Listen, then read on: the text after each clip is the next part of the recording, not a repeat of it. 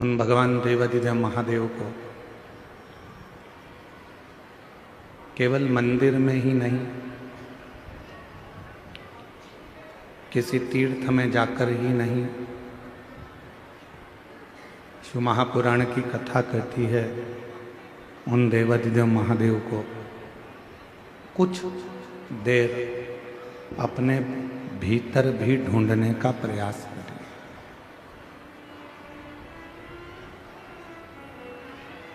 क्यों हम परमात्मा को मंदिर में तो ढूंढते हैं, हम परमात्मा को तीर्थ में भी ढूंढते हैं, हम परमात्मा को सत्संग में भी ढूंढते हैं। जहाँ जहाँ हमारा मन पड़ जाता है हम भगवान को वहाँ ढूंढने का प्रयास करते हैं। पर शिव महापुराण की कथा कहती है कि परमात्मा को थोड़ा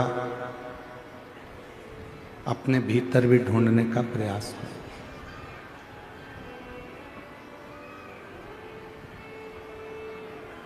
कुबेरेश्वर धाम का जैसे कंकर शंकर है,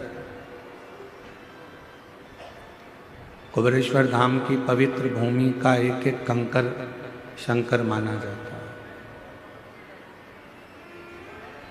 वहाँ के कंकर को आप उठाकर लाते हो, घर में पूजन करते हो, एक ना एक दिन उस कंकर में आपको शंकर का प्रतिबिंब जरूर दिखता है, शिव का दर्शन जरूर होता है।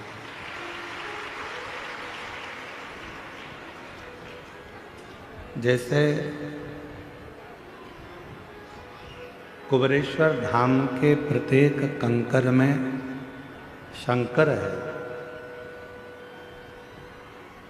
कुबेरेश्वर धाम के प्रत्येक कंकर में जैसे शंकर है, वैसे ही संसार में जन्म लेने वाला प्रत्येक मानव, जलचर, थलचर, वायुचर, जीव, जंतु, पशु, पक्षी, मनुष्य, इन सब में परमात्मा समाया हुआ है।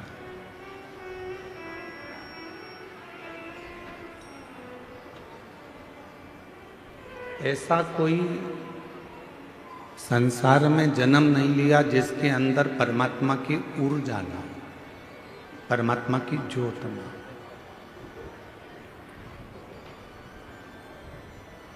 आप में से कितने लोग हैं जिनने कभी 12 ज्योतिर्लिंग में से किसी ज्योतिर्लिंग में जाकर भगवान का दर्शन किया? हाथ उठाओ जरा।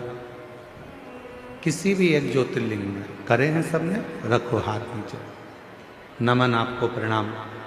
आप में से कई लोगों ने किसी न किसी ज्योतिर्लिंग में जाकर भगवान का दर्शन जरूर किया।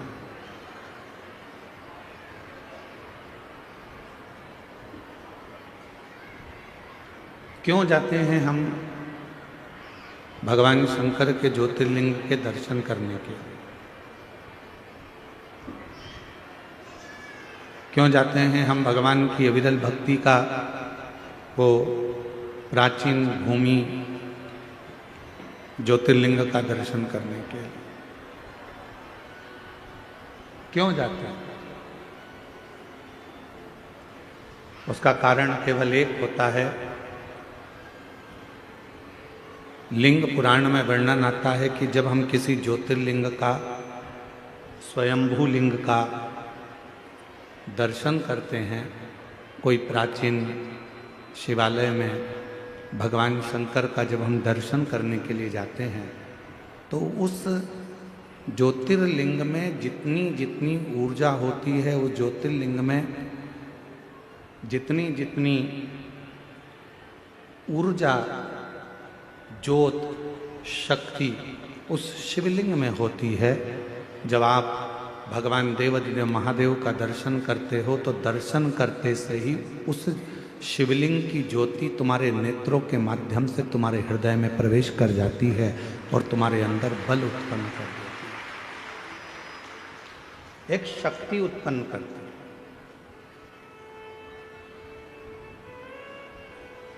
ज्योतिर्लिंग का दर्शन हमें शक्ति देता है, ज्योतिर्लिंग का दर्शन हमको बल देता है, ज्योतिर्लिंग का दर्शन हमें ऊर्जा देता है, ज्योतिर्लिंग का दर्शन हमको एक मार्ग निश्चित कर देता है, ज्योतिर्लिंग का दर्शन हमको भगवान शंकर की शरणागति प्रदान करने का बल प्रदान कर देता है।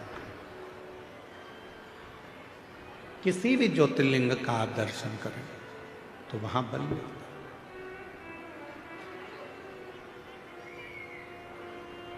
आप में से कितने लोग हैं जो अपने घर में भगवान का जो स्थान है, तुम्हारे घर में जो भी भगवान विराजमान है छोटे से मंदिर में, उस मंदिर में रोज कितने लोग दिया लगाते हैं?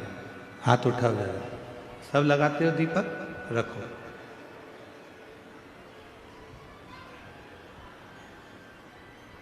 दीपक लगाने का मतलब क्या है? क्यों हम भगवान के मंदिर में दीप प्रज्वलित करते हैं? क्यों हम भगवान के मंदिर में दीप लगाते हैं? उसका कारण केवल एक होता है कि तेरी ज्योति और मुझ में जो तूने ज्योति दी है वो दोनों ज्योति का मिलन तेरे सम्मुख में हो जाए।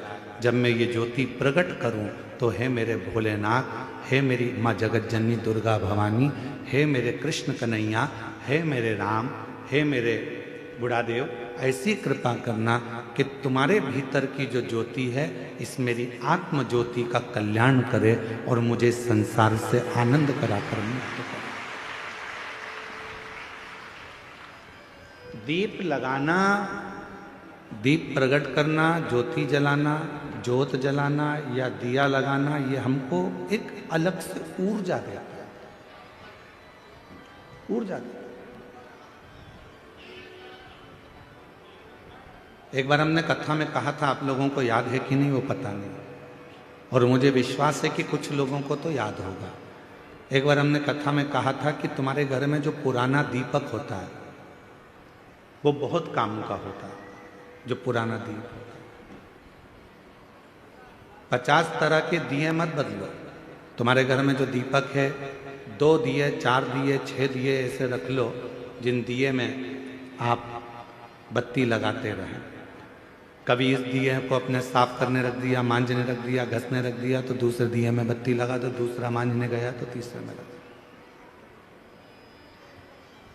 उस दीपक में इतना बल हो जाता है, क्यों?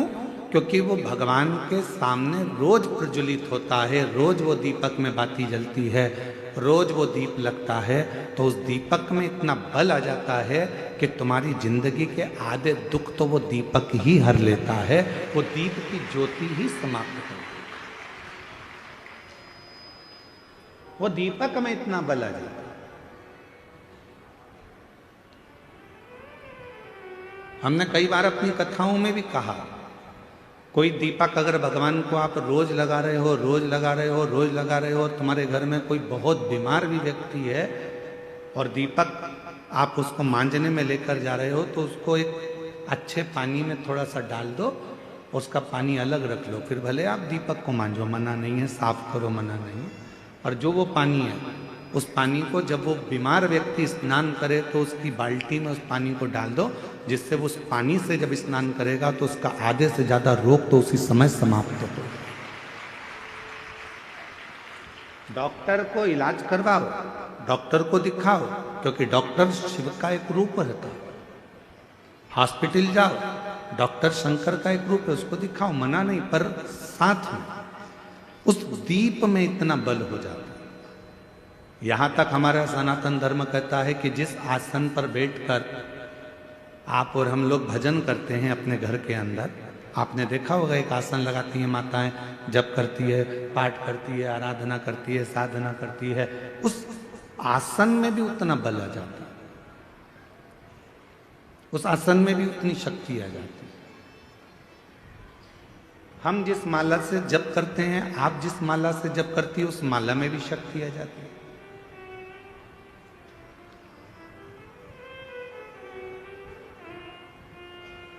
गले में जो आप एक कंठी माला पहनकर रखते हो रुद्राक्ष की, अपने गले के अंदर हमेशा, जैसे हम लोग भी अपने गले के अंदर एक हमेशा एक कंठी अंदर धारण कर कर रखते हैं हमेशा, रात दिन सुबह शाम हर पल वो रुद्राक्ष हमारे साथ में रहता है।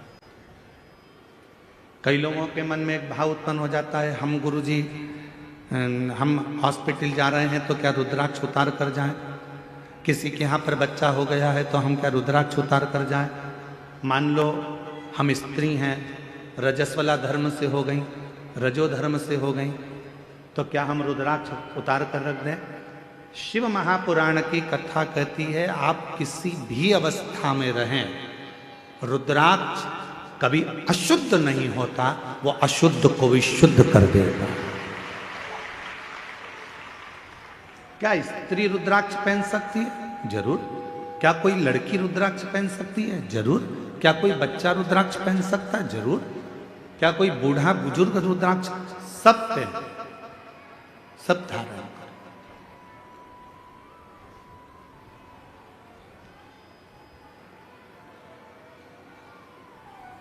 रुद्राक्ष में वो बल उत्पन्न हो जाता है।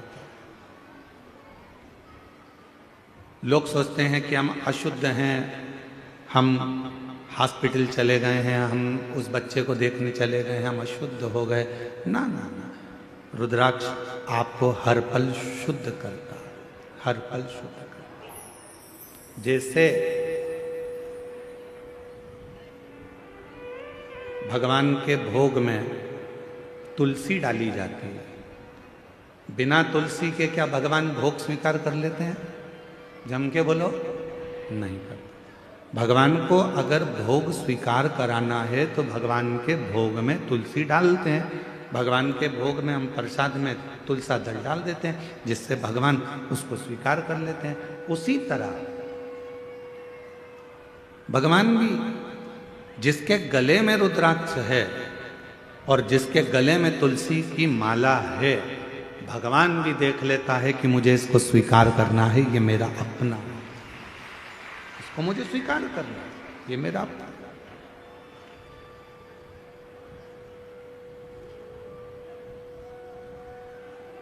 मेरी जीजियों, मेरे जीजाओं, मेरी बेटियों, बेटाओं, मेरी माताओं, मेरे बुजुर्ग माता पिता तुल्य आप सब विराजमान हो। मैं निवेदन करूं आप सबसे, भव सागर बहुत गहरा है, संसार सागर बहुत गहरा है। इस पूरे संसार सागर में आज के समय में किसी को समझना बहुत कठिन। कुत्ते को देखकर समझ जाओगे कि कुत्ता काटने वाला है, बोलो सही है कि गलत है? सांप को देखकर समझ जाओगे कि सांप डसने वाला है, शेर को देखकर समझ जाओगे कि शेर आक्रमण करने वाला है, चीते को देखकर समझ जाओगे कि ये चीता आया है, ये हमें खा जाएगा, हाथी को देखकर समझ जाओगे कि हाथी के पांव बड़े हैं, ये हमें दबा देगा, बिच्छू को देखकर समझ जाओगे कि ये डंक मार देगा। पर इंसान को कैसे पहचानोगे कि ये अपन को कब निपटा देगा? बिच्छू को पहचानना सरल है, सांप को पहचानना सरल है, शेर को पहचानना सरल है, कुत्ता को पहचानना सरल है, पर इस कलिकाल में, इस संसार सागर में, आज के समय में मनुष्य को पहचानना बहुत कठिन, बहुत कठिन। और देखो, कुत्ता को रोज अगर अपन रोटी देंगे ना तो कुत्ता भी दो महिला के पास में बैठ जाएगा, काटेगा नहीं। रोज रोज रोटी दो कुत्ता को तो वो कुत्ता भी नहीं काटता। लोग कह देंगे वो काट खाएगा, नहीं नहीं वो अपना पालतू है, वो नहीं काटेगा, वो नहीं काटेगा, पालतू है। कुत्ता को रोज रोटी देंगे तो वो कुत्ता काटता नहीं है। पर आज का संसार ऐसा हो गया कि पूरी जिंदगी आपने किसी को दे दी, पूरा धन आपने किसी को दे दिया, पूरी प्रॉपर्टी आपने किसी को दे दी, उसके बाद भी लोग काटने को तैयार बैठे हैं, आपको नुकसान पहुंचाने को तैयार।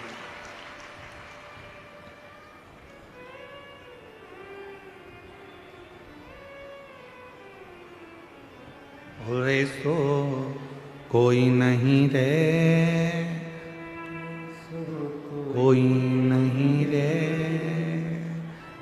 मीरा को परखयो राम कोई नहीं। इस संसार सागर में परखने वाला नहीं मिल सकता। महाराज बड़ा ध्यान देना पड़ेगा। आप कुत्ते को पहचान सकते हो कि यह काटने वाला है, बिच्छू को पहचान लोगे काटने वाला है, सांप को पहचान लोगे काटने वाला है, पर मनुष्य को नहीं पहचान सकते, मानव को नहीं। कब, कहाँ, कैसे, किस जगह पर नुकसान देगा ये आपको मालूम नहीं पड़ेगा। कब आपको तकलीफ देगा मालूम नहीं पड़ेगा। कब आपको कष्ट देगा मालूम नहीं पड़ेगा। तो क्या करें इस संसार सागर में? दुनिया मौके का फायदा उठाने के लिए बैठी है। मेरी जीजियों, आप सब मोबाइल चलाते हो, जितने बैठे हो ना सब मोबाइल चलाते हो। किसी की तारीफ हो रही होगी ना सोशल मीडिया पर, तो कोई उस पर कमेंट्स नहीं करेगा, कोई उस रील को आगे नहीं बढ़ाएगा। पर उसी सोशल मीडिया पर अगर किसी की एक बार किसी प्रसिद्ध व्यक्ति की बुराई चालू हो जाए तो फिर तो रील ऐसी वायरल होती है कि पूरी दुनिया में फैल जाती है। मतलब इस रील से आपको सीखना पड़ेगा कि दुनिया आपकी तारीफ सुनने के लिए नहीं बैठी है, दुनिया आपकी बुराई सुनने के लिए तत्पर बैठी है कि कुछ करे। और हम कोई नहीं चाहता कि आप अच्छा काम करो, कोई नहीं चाहता कि आप किसी भी तरह से कोई श्रेष्ठ कर्म करें।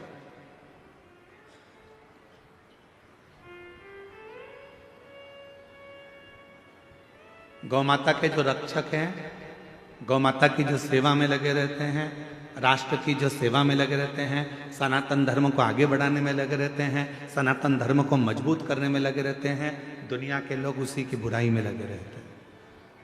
जितेंद्र जी, दुनिया की रीति है, आप तो इस क्षेत्र में रहते हैं तो आपको ज़्यादा मालूम होगा कि जो सनातन को आगे बढ़ा रहा है, जो धर्मांतरण को रोक रहा है या किसी भी तरह से वो गौ माता की सेवा कर रहा है, तो दुनिया के लोग उसी के पीछे पकड़कर उसी की टांग खींचकर उसी को नीचे गिराने में लगे रहते हैं। ये रीत है। आप देखना जितेंद्र जी, हम तो कथा करके चले जाते हैं पर लोगों के स्मरण में वो चीज़ रहती है, बैठे वो स्मरण में। कोई अच्छी रील तुम्हारे सामने आएगी मोबाइल पर, किसी की तारीफ आ गई, उसने इतना अच्छा काम किया, कोई उस रील को आगे नहीं बढ़ाएगा। पर किसी बहुत प्रसिद्ध व्यक्ति की अगर कोई ने एक बार निंदा लिख दी, बुराई लिख दी, तो लोगों ने उस रील को वायरल करना प्रारंभ कर दिया। काकी जी देखो उनके बारे में क्या बोल रहे हैं, चाचा जी देखो वो महाराज के बारे में क्या बोला गया, काका जी देखो उनके बारे में क्या बोला गया। वो रील ऐसे वायरल होती है, ऐसे वायरल होती है। क्यों? क्योंकि दुनिया बैठी केवल तुम्हारी बुराई सुनने के लिए है, दुनिया बैठी केवल तुम में बुरा देखने के लिए है। पर शिव पुराण की कथा कहती है कि दुनिया के लोग कुछ भी कहें, शंकर भगवान को लोग शब्दों पर शब्द कहते रहे थे।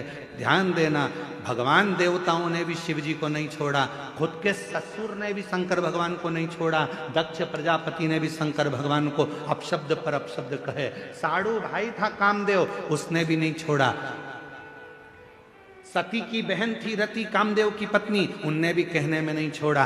जितने भी रिश्तेदार थे, जितने भी कुटुंबी थे, जितने भी लोग थे, सबने शंकर भगवान को अपशब्द किया। उसके बाद भी शिव जी ने किसी का बुरा नहीं करा और देवताओं के हित के लिए विष पी गए और नीलकंठधारी बन गए।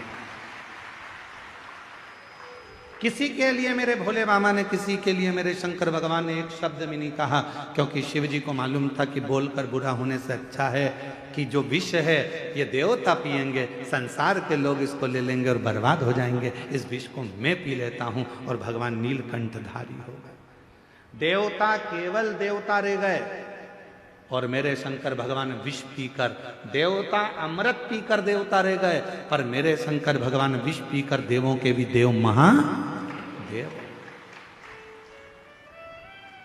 देवों के भी देव महादेव। इसीलिए उनको बड़ा देव कहते हैं, इसलिए उनको बूढ़ा देव कहते हैं, इसलिए उनको घर का बुजुर्ग देव कहते हैं। अर्थात बूढ़ा देव का मतलब क्या होता है कि जो सारे संसार का सबसे वृद्ध हो, जो सारे संसार का पूजनीय हो, जो सारे संसार जिसको पूजता हो, दुनिया का हर व्यक्ति जिसकी आराधना करता हो, वो देव अधिदेव महादेव बूढ़ा देव के रूप में पूजाते हैं। वो देवाधिदेव महादेव बूढ़ा देव के रूप में पूजाते हैं। लोग कहते हैं आदिवासी वनवासी ये सब अलग हैं, अन्य जातियां अलग हैं। नहीं, जितने संसार में जितने शहर में रहते हैं वो भी आदिवासी थे, वो भी वनवासी थे। आप और हम भी पहले, हमारे पूर्वज, आपके पूर्वज कहाँ से आए जरा अंदाजा लगाओ। वो भी कहीं जंगल में रहते थे, वो भी कहीं वन में रहते थे, वो भी आदिवासी वनवासी थे। वो सारे एक ही देव को पूजते थे। वो सब, चाहे संसार का कोई भी व्यक्ति हो, वो सब एक देव को पूजते थे। वो बूढ़ा देव, देवाधिदेव महादेव, उसी की आराधना करते थे। अब लोगों ने भगवान को बांट लिया, ये इनके देवता हैं, वो उनके देवता हैं। पर नहीं, मेरा बूढ़ा देव, मेरा महादेव, मेरा शंकर भगवान सबका देवता है। उसको सब पूजा, सब पूजा, उसमें भेद नहीं है। शिव में कभी भेद नहीं हो सकता।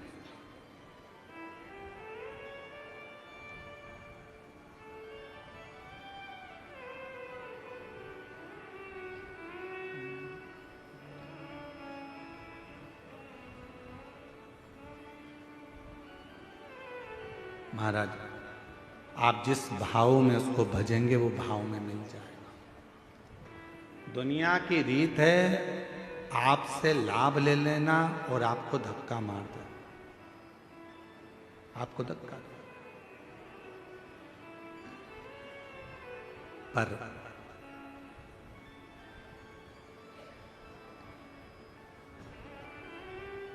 उस शिव को जिसने पुकारा है,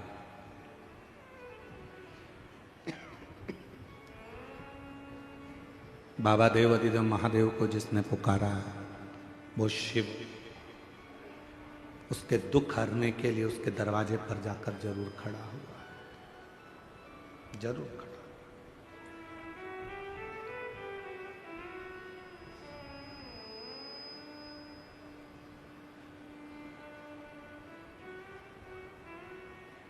एक जगह पर हम कथा करने के लिए गए। जैसे यहाँ आए थे कच्चे गांव, तो कच्चे गांव में भी हम पहुँचे जब, तो वहाँ उनके जजमान जी जयसवाल जी के यहाँ खूब ढोल बज रहे थे, खूब ढोल।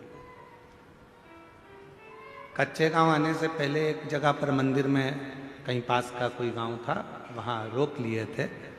तो वहाँ पर मंदिर में, वहाँ पर भी दरवाजे पे बहुत ढोल बज रहे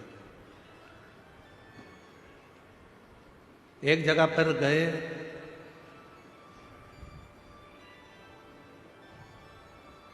वहां पर भी ढोल बज रहा था और एक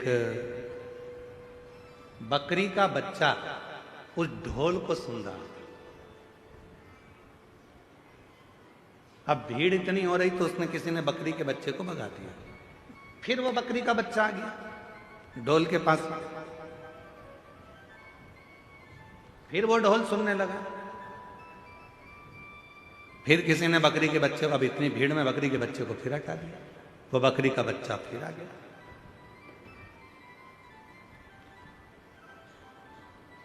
इतने में ढोल वाले ने उसको थोड़ा सा डंडे से, वो जो ढोल बजाने वाला डंडा होता है, उससे ऐसा करा, बकरी का बच्चा उधर गया। फिर हम बहुत देर से देख रहे थे, ये लोग नाच रहे हैं और हम गाड़ी में से हम देख रहे हैं कि ये ढोल वाला उस बकरी के बच्चे को हटा रहा है। अब की बार उसने कहा हटता भी नहीं है, और बकरी का बच्चा फिर आया। हमने इशारा कर कर ढोल वाले को बुलाया, हमने कहा इधर आ। कहा गुरुजी क्या बात है? हमने कहा तू इस बकरी के बच्चे को क्यों भगा रहा है? समझ में नहीं आता, ना तो इसको संगीत आता है, ना इसको ढोल बजाना आता है, और ना ये ढोल जानता है कि बच क्या रहा है। फिर आखिर ये ढोल के पास में बकरी का बच्चा क्यों आ रहा है? हमने कहा ढोल वाले से, भैया वो बकरी का बच्चा ढोल के पास में इसलिए आ रहा है कि उस ढोल में से उस बकरी के बच्चे को अपनी माँ के शब्द सुनाई दे रहे हैं, उसकी माँ के शब्द। ना जाने किस बकरी के चमड़े से वो ढोल बना होगा, और जब वो पिट रहा होगा तो उस बकरी के बच्चे को अपनी माँ के शब्द याद आ रहे, माँ के शब्द। इसलिए वो बकरी का बच्चा ढोल के पास में आ रहा, ढोल के पास। तो फिर उसको तो कहीं इधर उधर हो जाना चाहिए, फिर वो ढोल के पास के वो बता रहा है तुमको कि ये जो ढोल बजा रहे हो ये संसार को नचाने के लिए नहीं है, ये जो ढोल बजा रहे हो ये ढोल तो उस परमात्मा को पाने के लिए है। उसका भजन करो, स्मरण करो, कीर्तन करो, उसकी भक्ति में रहो।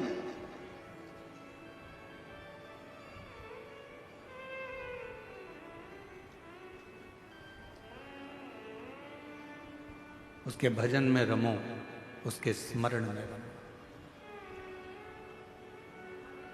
बिना भक्ति के कुछ प्राप्त नहीं हो सकता, कुछ। श्रीमद् भागवत कथा में राजा राहुगण का एक चरित्र आता है।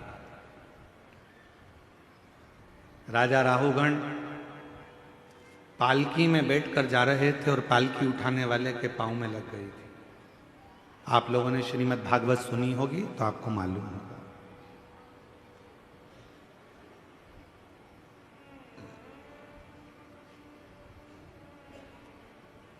अब इस कच्चे गांव का तो हम नहीं कह सकते, क्योंकि यहाँ पर हमें बताया है कि इतनी बड़े बड़े आयोजन नहीं होते हैं। कच्चे गांव के इतिहास की यह पहली कथा है जिसमें इतनी लाखों की भीड़ एक साथ एकत्रित हुई है।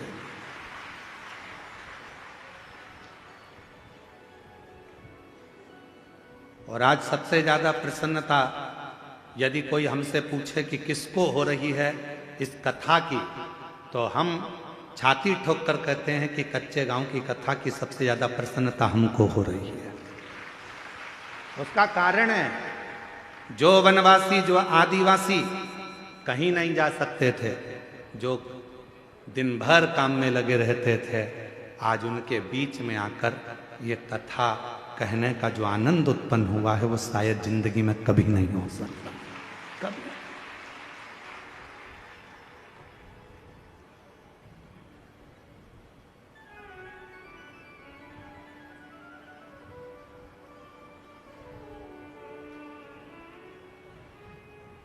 जरूरी नहीं है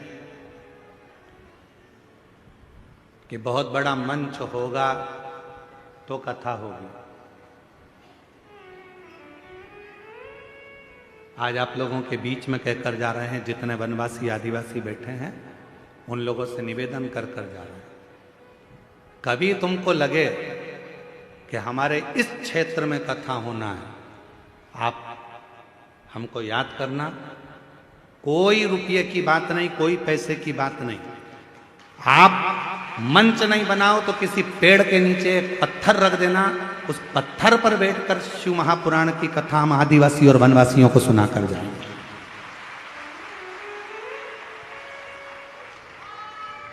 बस एक निवेदन है आपसे, जितने वनवासी आदिवासी क्षेत्र के लोग इस शिव महापुराण की कथा को सुन रहे हैं, उनसे एक निवेदन है, मंच भले अच्छा ना हो चलेगा, पर तुम्हारा मन अच्छा रखना तो शिव पुराण तुम्हारे गांव तक पहुंच। मंच से नहीं, मन से शिव पुराण पहुंच।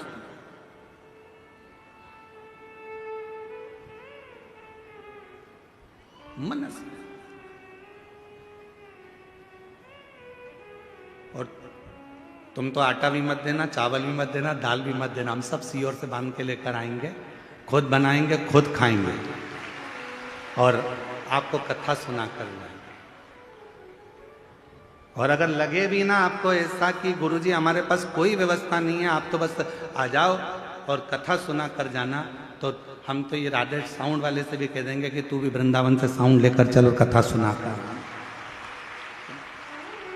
बस इतना याद रखना, आपसे एक ही वचन लूंगा उस कथा में, जहां भी कथा करने जाऊंगा, आदिवासी वनवासी क्षेत्र में कोई भी कथा कराए, हमें सूचना दो किसी के आडंबर में मत पड़ना, किसी के कहने में मत आना, सूचना स्वयं हमको देना।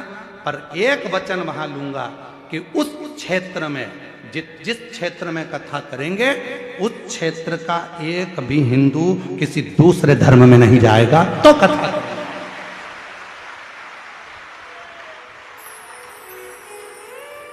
अब आपका निमंत्रण मुझे स्वीकार है, आप जब बुलाओगे सियोर वाला महाराज तैयार है, और जब बुलाओगे तहां आएगा कथा करने के लिए।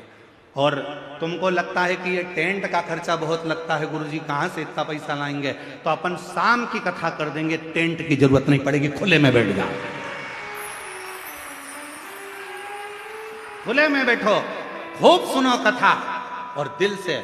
और कई बाबा के भक्त ऐसे हैं कि जो आएंगे सुनने वाले, उनकी व्यवस्था वो भोजन की तो कर ही देंगे। तुम टेंशन मेंशन मत लेना, तुम तो बस जो तुम्हारा गांव वाले सब तैयार हो जाएं कि अपने गांव में से कोई भी नहीं बदलेगा रे, तो चलो सब सियोर वाला महाराज के पास, सील ठप्पे के साथ सिग्नेचर करके दे दो कि हमारा जितना गांव है, हम 68 गांव का लोग है, 2000 गांव का लोग है, 2000 हमारे घर हैं, एक भी किसी दूसरे धर्म में नहीं जाएगा। जब हम लिख के दे रहे हैं, आओ कथा करने, और हम कथा करने पहुंच जाए।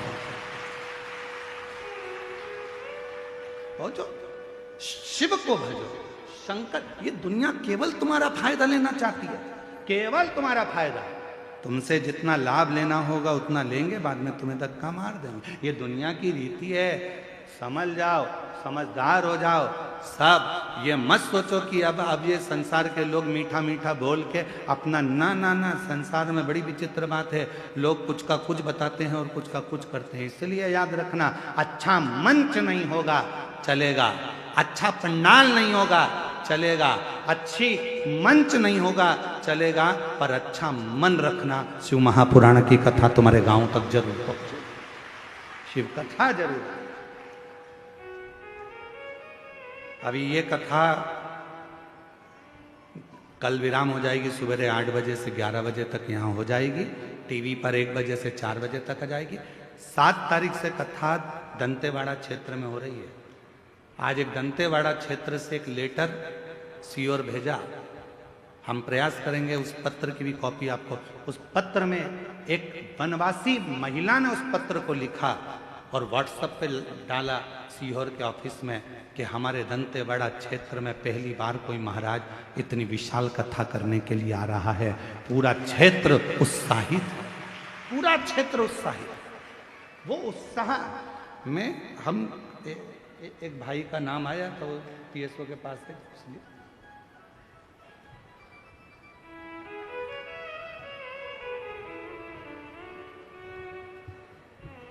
एक किसी भाई का नाम आया था कि गुरुजी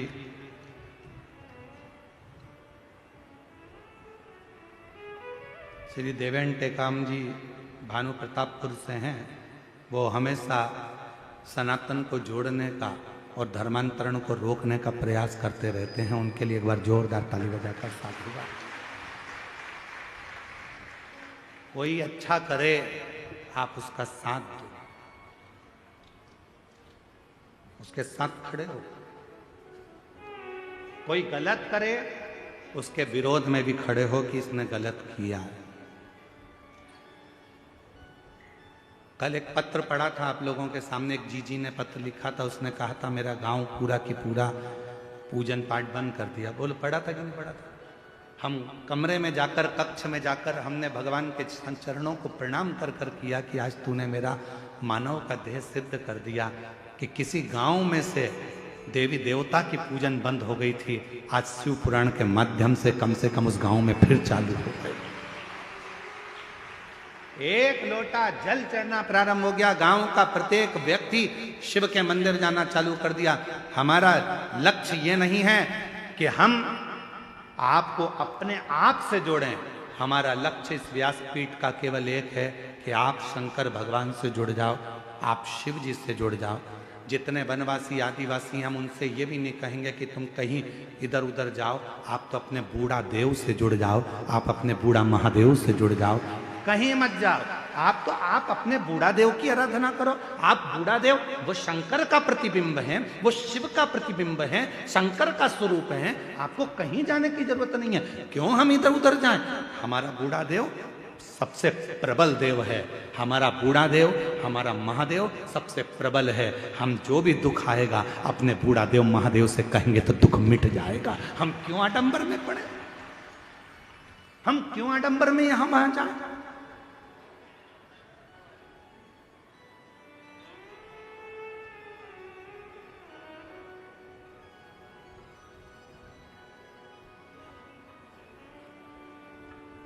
शिव की कथा आपको आडंबर से दूर कर देती है।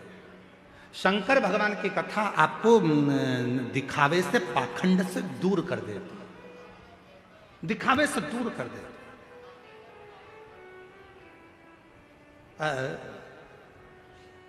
आपने पहले दिन की कथा में कौन कौन था, जरा हाथ उठाओ। पहले दिन की कथा में जो थे वो हाथ उठाओ। उठाया हाथ सबने, रखो। पहले दिन की कथा में एक बहन वहां से बहुत तेज चिल्लाई थी ना, चीखी थी ना। उसके बाद में कोई नहीं चिल्लाया ना। सबको मालूम है महाराज झेलता ही नहीं। सबको मालूम है कि शंकर की कथा है, जो भूतों का देव है, स्वयं देवाधिदेव महादेव कालों को हरने वाला है। उसकी कथा में कोई नहीं आ सकता। उसकी कथा में तो स्वयं शिव ही है। उसकी कथा में केवल शंकर आता है। शंकर की कथा को शंकर ही सुनते हैं। ये शिव महापुराण के महत्तम में लिखा है। चंचुला देवी ने तुमरुका जी से कहा कि मेरे पति की प्रेत योनि से मुक्ति के लिए कथा करवाना है। तो तुमरुका जी ने पूछा कि कथा का यजमान कौन है। तो चंचुला देवी बोली मैं। तो कह दिया संसार का मनुष्य इस कथा का यजमान नहीं बन सकता। शिव महापुराण की कथा का यजमान मनुष्य नहीं बन सकता। श्रीमद् भागवत होती तो राजा परीक्षित थे, रामचरितमानस होती तो काशी के नरेश थे, विष्णु पुराण होती तो अन्य राजा थे, पर शिव पुराण का यजमान कभी भी संसार का मनुष्य नहीं बन सकता। भगवान तुमरुका जी ने कहा अगर शिव महापुराण की कथा सुनना है तो उसका तो केवल एक ही यजमान हो सकता है, वो शंकर और पार्वती हैं। तब शिव पार्वती कथा के यजमान। 7 दिन तक जब तक यजमान शिव महापुराण की कथा करवाते हैं, 7 दिन तक यजमान शंकर की कथा को सुनते हैं। 7 दिन तक यजमान पार्थिव लिंग का पूजन करते हैं। 7 दिन तक यजमान अपने घर में भगवान शिव की आराधना करते हैं। 7 दिन तक यजमान शिव महापुराण की कथा को करवाते हैं। वो यजमान केवल यजमान नहीं रहते, वो 7 दिन तक शंकर और पार्वती का एक स्वरूप बन जाते हैं, ईश्वर और गोरा बन जाते हैं, शिव और शक्ति बन जाते हैं, जो कथा के रस तत्व को ग्रहण कर रहे हैं। जायसवाल जी से आप पूछना, हम चले जाएं उसके बाद में भी पूछ लेना। क्यों जायसवाल जी, वो भंडारे में भोजन चल रहा था, आप उसमें 24 घंटे खड़े रहे क्या? तो जायसवाल जी बोलेंगे नहीं। बोलो जायसवाल जी, 2 लाख लोग भंडारे में अभी तक भोजन कर चुके हैं। जायसवाल जी, आज सूचना मिली मेरे को, 2 लाख लोग भंडारे में भोजन कर चुके हैं आज तक। अब 2 लाख लोग भोजन करें तो क्या 24 घंटे जायसवाल जी वहां थे? इस पंडाल में क्या 24 घंटे जायसवाल जी थे? इस पंडाल में लोगों को संभालने के लिए 24 घंटे जायसवाल जी थे? नहीं, जायसवाल जी तो यजमान शंकर का स्वरूप बनकर, कथा के यजमान बनकर बैठ गए शिव कृपा से। अब संभालना किसको है? जिसकी कथा है, जो करवा रहा है और जो कथा सुन रहा है। कथा बाँचने वाला भी शिव, कथा सुनने वाला भी शिव और कथा करवाने वाला भी शिव, तो वो कथा संभालता है। आप और हम तो केवल निमित्त है, केवल निमित्त, इसमें कोई दूसरा नहीं है। और मेरा आपकी कृपा से सब करते हो भोले बाबा, मेरा नाम हो रहा है। भोले आपकी कृपा से सब कौन करा रहा है? आप जितने लोग कथा श्रवण करने के लिए बैठे हो, विचार कर लेना, आप कथा नहीं सुन रहे हो, आप अपने घर से चलकर नहीं आए हो, वो तो शंकर भगवान आपके दिल में आकर बैठ गए। इसलिए आप ट्रेन में और बस में बैठकर, गाड़ी में बैठकर यहां तक आ गए और कथा श्रवण करने के लिए बैठ गए। शिव बैठ गए।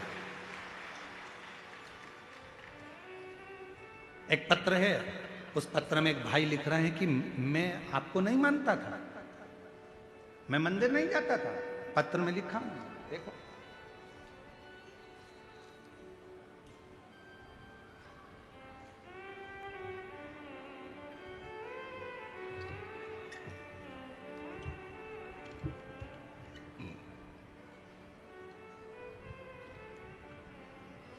मेरा नाम माहेश्वरी अग्रवाणी, ग्राम बस्तर, जिला बस्तर से आया। कहीं बैठी हो, हाथ हिला सकती हैं। मेरा नाम माहेश्वरी अग्रवाणी, ग्राम बस्तर, जिला बस्तर से है। कहीं बैठी हो तो हाथ हिला सकती हैं, और अगर कहीं बैठी हो तो एक बेलपत्र लेने के लिए आ सकती हैं। हाँ, हाथ हिलाओ जरा, दिख जाओगे, अभी दिख नहीं रहे। हाथ हिलाओ वापिस, दिख जाओगे। हाँ, दिख गई जी, दिख गई। आ जाओ, एक बेलपत्र ले जाना, आ जाओ। रोते नहीं, खुश खुश आओ, कराओ, आंसू खुश कराओ। गुरुजी बस्तर से 2000 में मेरे पति चले गए थे। मैं विधवा हूं, मैं विधवा हूं। 2000 में पति गए, 2025 चल रहा है गुरुदेव, मैं विधवा। मेरा पुत्र है, 3 साल का था जब मेरे पति का स्वर्गवास हुआ। तब से मैंने अपने जीवन में बहुत संघर्ष किया। गुरुजी, जीवन ऐसे ही कटता चले गया, पर आपकी कथा ने एक बार मोबाइल में मैंने सुन ली, तभी से मंदिर जाना चालू करा। मेरे जीवन में शिव क्या होते हैं मैंने आपकी कथा से जाना। एक लक्ष्य था मंदिर जाने का, मेरा बेटा कोई अच्छे पद पर बैठ जाए। मंदिर में साफ करती, सफाई करती, पशुपतिनाथ का व्रत करती, बेटे को भी कहती।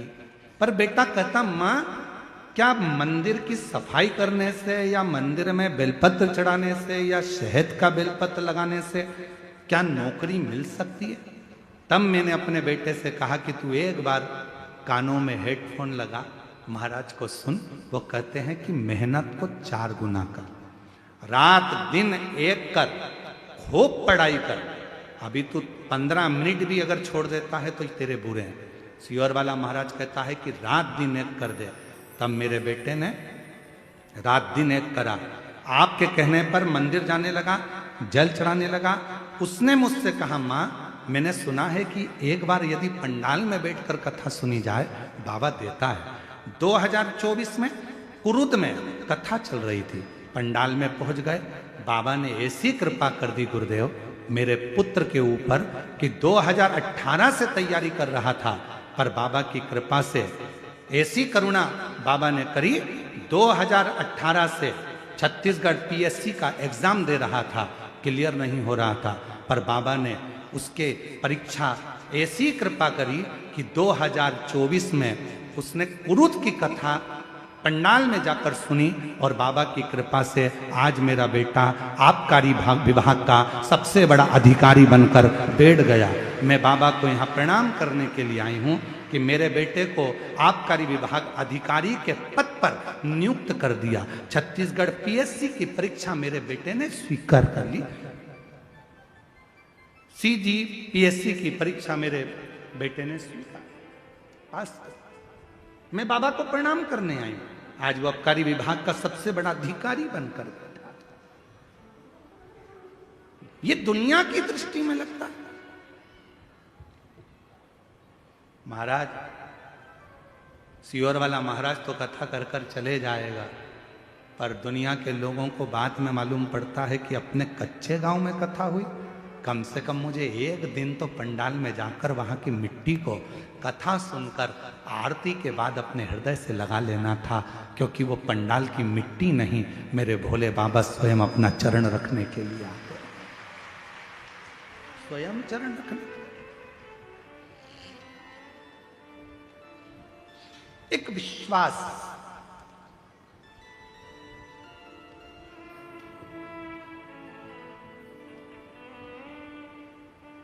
उसने एक लाइन लिखी है, मानना गुरुदेव, ना जाने कितने लोगों का विश्वास हो आप, मैं जी आपसे कहूंगा मैं विश्वास नहीं हूं, ना जाने कितने लोगों का विश्वास है शिव महापुराण की कथा, भरोसा है शिव। सियोर वाला महाराज नहीं, शिव ओ गढ़दानी, मेरा शंभू, मेरा त्रिकालदर्शी, मेरा कैलाशी, जिसको आप एक लोटा जल समर्पित करते हो, एक लोटा जल। और जब विश्वास के साथ में बाबा को जब आप एक लोटा जल चढ़ाते हो तो वो सुख अपने आप प्राप्त हो।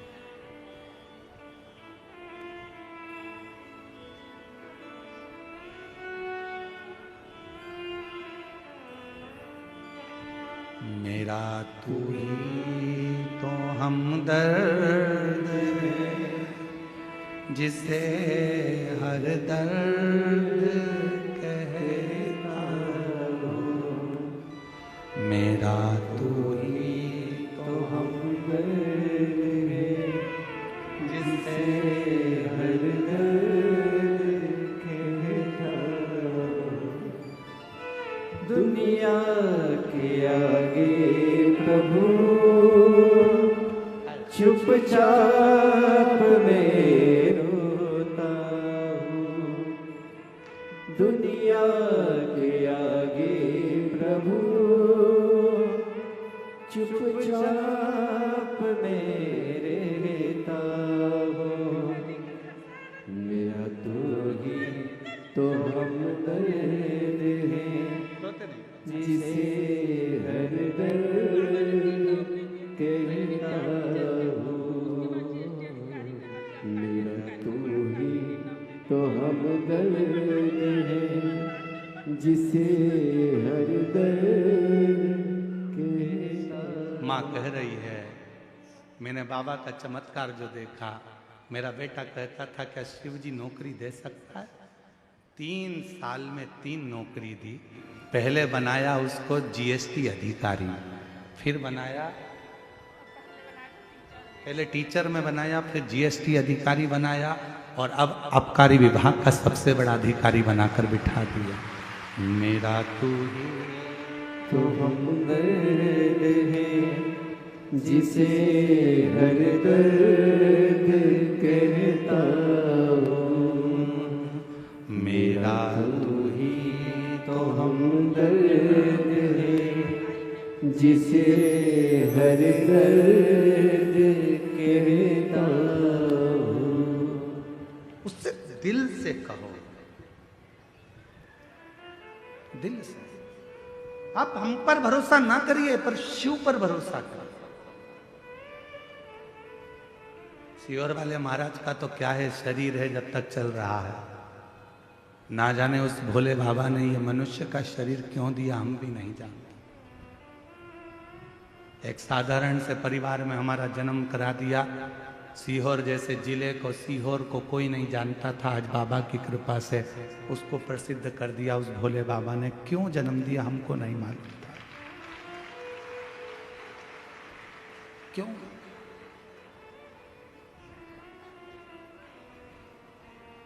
खूब लोग अपशब्द कहते हैं, ताने देते हैं, गाली देते हैं, पर हम बाबा से प्रार्थना करते हैं, हम जवाब ना दें पर तू जवाब जरूर देना। तेरे जवाब का इंतजार रहता, तेरे जन्म देने वाला वो। आज उस माँ से पूछो जो खड़ी होकर कहती है कि जिस बेटे का बाप नहीं और मेरा कोई नहीं, शंकर जी की कथा ने संभाल लिया। शिव की कथा, कितनों का विश्वास। मेरा तू ही तो हमदर्द है, जिसे हर दर्द कहता हूँ। मेरा तू ही तो हमदर्द है, जिसे हर दर्द कहता हूँ। आया नजर ना कोई भी अपना, जब मुझको दरकार थी, जब मुझको दरकार थी, तब मेरे पथ का जीवन के रथ का तू ही बना सारथी, तू ही बना सारथी। भोले ने करी हर कदम पे ये मेहरबानियाँ, मेरा तू ही तो हमदर्द है जिसे हर दर्द कहता हूँ, मेरा तू ही तो हमदर्द है जिसे हर दर्द कहता हूँ।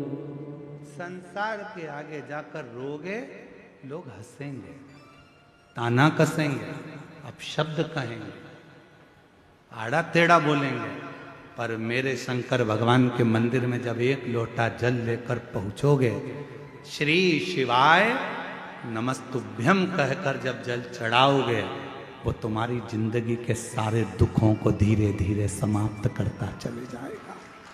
समाप्त। शिव के साथ किया गया छल, शंकर के भक्त के साथ किया गया छल और शंकर की कथा में किया गया छल व्यक्ति को रुला रुला कर मार देता है। छल से दूर रहना, शिव महापुराण की कथा को शिव पुराण रहने देना, भगवान शंकर के भक्त को भक्त रहने देना और मेरे काल अधिपति को महाकाल ही रहने देना।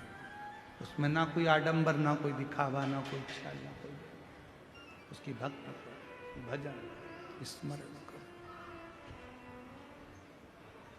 जवाब वो देगा, इंतजार करना उसके जवाब का। एक बात पूछें, उत्तर दोगे? बोलो तो जम के, सब उत्तर दोगे? किराए की गाड़ी करते हो तो वो घर तक छोड़ती है कि नहीं छोड़ती है? छोड़ती है ना। तुमने गाड़ी करी किराए की, भैया हमको जाना है और माँ घुमा के लाओ और वापस घर पे छोड़ो, तो छोड़ेगा कि नहीं छोड़ेगा? बोलो बोलो। तुमने किराया दिया है, छोड़ेगा। पैसे दिए तुमने, बढ़के दिए तुमने, तो तुम्हें घर तक छोड़। और तुम ट्रेन का सफर करो तो ट्रेन तुम्हें तुम्हारे घर तक छोड़ेगी? नहीं। और ट्रेन वाले से तुम झगड़ा कर लो, नहीं मेरे को तो मेरे घर तक छोड़ना पड़ेगा, आधे रास्ते में कैसे उतर जाऊं? कौन लेने आएगा? रात का समय, पानी गिर रहा है, बट ट्रेन वाला कहेगा ओ तेरा हाथ जोड़ता हूं, उतर जा नीचे, चल। अरे तो मैंने टिकट लिया, मुझे घर तक छोड़ क्या? नहीं, बाहर जाओ, चलो उतरो ट्रेन से नीचे। उसने बिसिल बजाई, ट्रेन रोकी, इसको नीचे उतारा, चल जा। अब रात हो तो रात, पानी गिरे तो पानी, गर्मी पड़े तो गर्मी। क्या चोटा, बहुत चोर लोग हैं, हमको सब नोच लेगा भैया, हमको हमारे घर तक छोड़ो, ट्रेन वाला नहीं जाएगा। जिसको तुमने पहले से बात कर कर बुक किया है, अगर स्टेशन पर उतरे हो तो पहले फोन लगा दो घर पे, हम आ रहे हैं कच्चे गांव, उतार लोगे क्या फूफा जी? फूफा जी कहें हाँ आ जाना, मैं गाड़ी भेज दूंगा, नौकर भेज दूंगा, ये कर दूंगा, वो कर दूंगा, आ जाना, मैं लेने आ जाऊंगा। तुम्हारी पहले से बात हो गई होगी तो मामा जी उतारेंगे, तुम्हारी पहले से बात हो गई तो रायपुर के स्टेशन पर गाड़ी लेके पहुंच जाएंगे, तुम्हारी पहले से बात हो गई होगी तो राजनांदगांव के स्टेशन पे कोई पहुंच जाएगा, तुम्हारी पहले से बात हो गई होगी तो भोपाल के स्टेशन पे कोई पहुंच जाएगा। और पहले से बात नहीं हुई है तो स्टेशन पे तुम उतरते से ही, भले रात हो रही हो, दिन हो रही हो, पानी गिर रहा हो, गर्मी पड़ रही हो, ठंड पड़ रही हो, उससे कोई फर्क नहीं पड़ता रेलवे वालों को। तुम तो जाओ इधर से और तुम्हें धक्का मार के निकाल देंगे और तुम इधर उधर घूमते फिरोगे, भैया कहाँ जाऊं, रात का समय, मुझे कोई छोड़ने था। तुमने पहले से बात करी क्या? मामा जी को सूचना दी क्या? काका जी को सूचना दी क्या? तो गाड़ी आ जाती।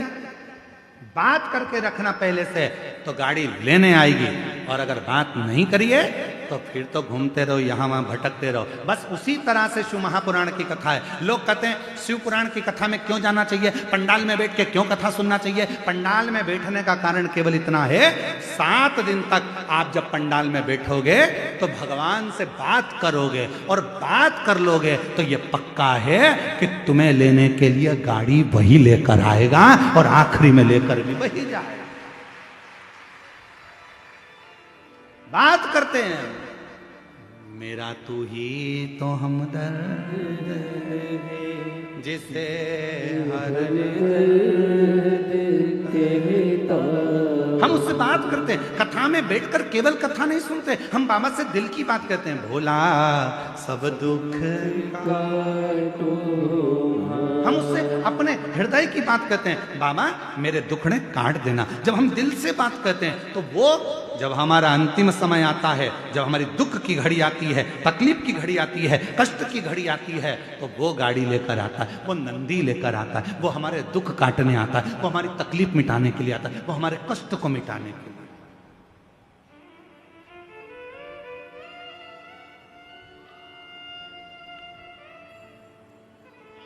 फिर भले तुम चुप हो, फिर भले तुम कुछ ना।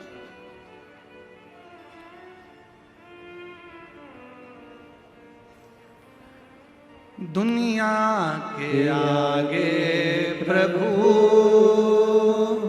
चुपचाप मेरे दुनिया के आगे प्रभु चुपचाप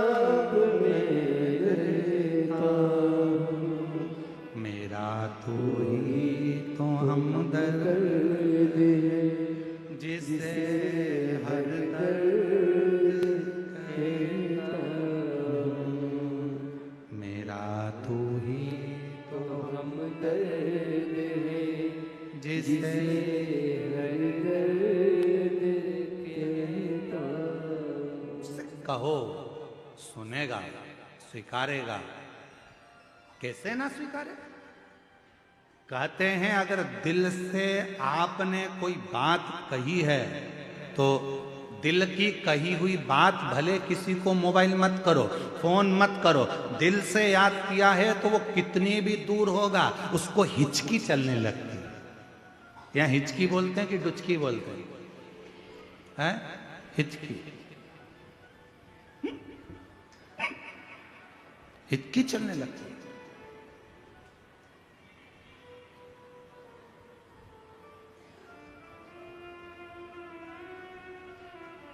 एक पति खाना खा रहा था, भोजन कर रहा था, पत्नी उसको खाना खिला रही थी और उसको एकदम हिचकी चल गई।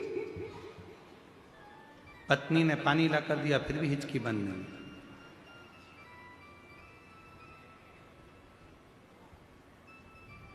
पत्नी अंदर गई, बेलन लेके आ गई। पति ने हिचकी भरते हुए, क्या हुआ? हुआ क्या? हुआ क्या? पत्नी कह रही है मैं यहां बैठी हूं तो कौन है जो तुमको याद कर रहा है? सही बता दो बिल्कुल ईमानदारी से। जब मैं यहां बैठी हूं तो कौन तुमको याद कर रहा है? किसकी हिम्मत जो मेरे पति को याद कर रहा है? पति रोटी का टुकड़ा यहां अटक गया, हिचकी बंद, हिचकी बंद। कौन है याद? महाराज कभी कभी मोबाइल की तरंगे भी काम नहीं करती, नेटवर्क भी काम नहीं करता। नेटवर्क भी नहीं काम करेगा, मोबाइल की तरंगे। अभी कई हम कच्चे गांव में रह रहे हैं, हमारे वो तो भला हो हमारे जयसवाल जी का जो उन्होंने थोड़ा बहुत कुछ वो वाईफाई लगाया तो उससे थोड़ा चले, नहीं तो नेटवर्क ही नहीं मिलता है। और हमारे टाइम पे तो ऐसा हमेशा ही होता है, सीहोर में कोई भी कार्यक्रम चालू हुआ नेटवर्क गायब। कहीं पर भी कथा करने गए और वहां का नेटवर्क गायब। कई लोग यहाँ पर हमारे पहले के भी सुनने वाले, उनसे पूछ लो, बोले कथा में कहीं पर भी जाओ इनका नेटवर्क पहले गायब हो, क्योंकि भगवान भी चाहता है कि दुनिया वालों से नेटवर्क मत जोड़, यहाँ आया है तो अब मुझसे नेटवर्क जोड़ ले, बाकी के सब छोड़, नेटवर्क गायब। एक संबंध जोड़ो, एक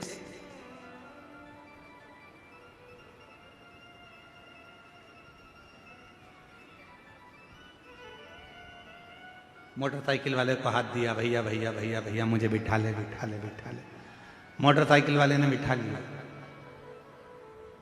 गाड़ी वाले को हाथ दिया, गाड़ी वाले ने बिठा लिया। यहां तो कोई भी बिठा कर ले जाएगा, पर वहां कोई नहीं बिठा के ले जाएगा। वहां तो अकेले आए थे, अकेले जाना है, भक्ति करना है भगवान भगवान की, वहां कोई ले जाने वाला नहीं मिलेगा। यहाँ पर मोटरसाइकिल पर कई कई लोग तो होते हैं गांव में भी, वो भी कहते थे ले बैठ पीछे, अब भी आए घूम के, चल बैठ पीछे। जैन साहब, कई लोग कहते थे चल बैठ पीछे, अब भी घूम के आते हैं, बैठ जा पीछे। और एक आध बार जिसको तुम कंधे पर लेके जा रहे हो मुर्दे को, और वो उठकर बोलते ले आजा, घूम के आते हैं, चल बैठ आजा, इतनी देर में तो तुम्हारा हाँ पड़ी भर जाए। ओ भाई मुर्दा बोल गया, मुर्दा क्या बोल रहा है, ऊपर से बोल रहा है चल घूम के आते हैं। वाह भाई, वो घर जाके बीपी की गोली खाई, शुगर ऊंचे नीची हो गई, हापड़ी भरा गई, डॉक्टर के पास पहुंच गई, बाबाओं के पास पहुंच गई, गले में 25-30 ताबीज बांध लिए, 25-30 ताबीज। बाबा क्या हुआ, एक जनी के पीछे पीछे जा रहे थे उसको अंतिम संस्कार के लिए, वो अर्थी पे उठ के बैठ गया, चल घूम के आते हैं। अब यहां कहने वाले तो बहुत मिल जाएंगे, चल घूम के आते हैं, पर वहां ले जाने वाला कोई नहीं मिलेगा। तब तुम्हारा जो एक लोटा जल तुमने शिव को चढ़ाया है, तुम्हारी दुख की घड़ी में मेरा शंकर नंदी लेकर खड़ा रहेगा। आओ चलो, मैं तुम्हें लेकर चलता हूँ। कोई दुख नहीं भोगना है, कोई कष्ट नहीं भोगना है, कहीं तुमको दुख नहीं भोगना है। तुमने कच्चे गांव में शिव पुराण की कथा सुनी थी, इसलिए कष्ट तुम्हारा मैंने काट दिया। अब दुख नहीं, तकलीफ नहीं, अब तू इंतजार कर। कथा सुनी है तूने पंडाल में बैठकर, घर पर रहकर, टीवी के सामने, मोबाइल पर, फेसबुक यूट्यूब पर, कथा का रसतत्व तूने ग्रहण किया है। तेरे दुख काटने की जवाबदारी अब मेरी हो गई है, तो चिंता मत करना, 3 महीने में जो तूने मांगा है तेरी झोली में दे दूंगा। क्यों चिंता कर, क्यों चिंता कर। और जब उससे प्रीत जुड़े, प्रीत कितना सुंदर कहा भगवान शंकर की कथा में वर्णन आता है। देवाधिदेव महादेव भगवान शंकर की पवित्र कथा कर रही है, तुमरुका जी के सम्मुख में तुमरुका जी कथा का रसतत्व ग्रहण करा रहे हैं। चंचुला देवी कथा सुन रही है और सामने बैठे ईश्वर जी और गोरा जी शिव महापुराण की कथा सुन रहे हैं। भगवान शंकर और पार्वती कथा का रसतत्व ग्रहण कर रहे हैं। भगवान देवाधिदेव महादेव कथा को तत्व ग्रहण कर रहा है।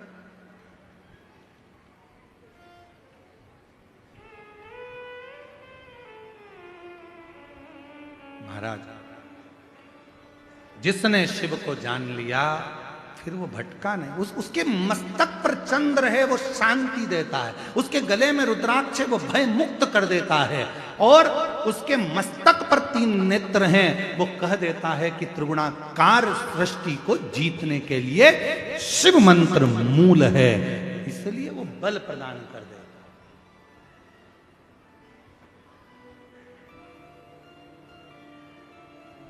सिर पर गंगा लेवे, कल्याण वो कर देवे, भोलेनाथ ब्यूटीफुल। उसके बराबर कौन हो? कौन है?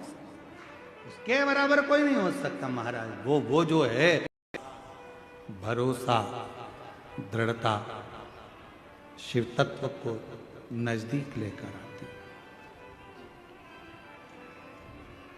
कितना भरोसा होगा, जरा विचार करिएगा। तारकासुर का संहार हो जाता है। तारकासुर के 3 बेटे हैं, तारकाक्ष, विदुम्माली और कमलाक्ष।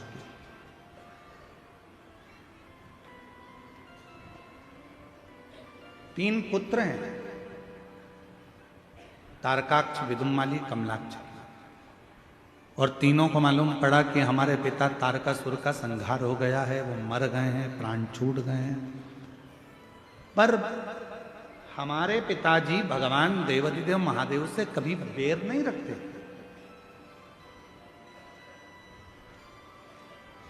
कई लोग संसार में ऐसे भी जन्म लेते हैं कि उनका ना तो आपसे कभी मिलना हुआ, ना आपको वो पहचानते हैं, ना कभी आप उनको जानते हो।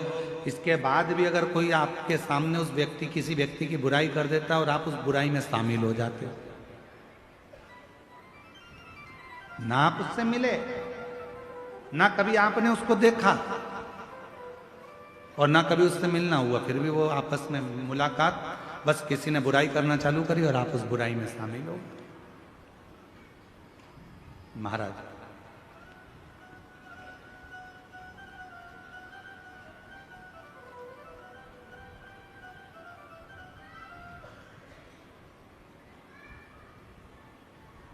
क्यों किसी की निंदा में शामिल हुए? शिव महापुराण की कथा कहती है, जिंदगी में अगर मानव की देह मिली है, मानव का शरीर मिला है, मनुष्य की देह अगर प्राप्त हुई है, तो भगवान से यह प्रार्थना करो कि हमको जो मानव की देह मिली है ये सत्कर्म में लगे और अच्छे काम में लगे।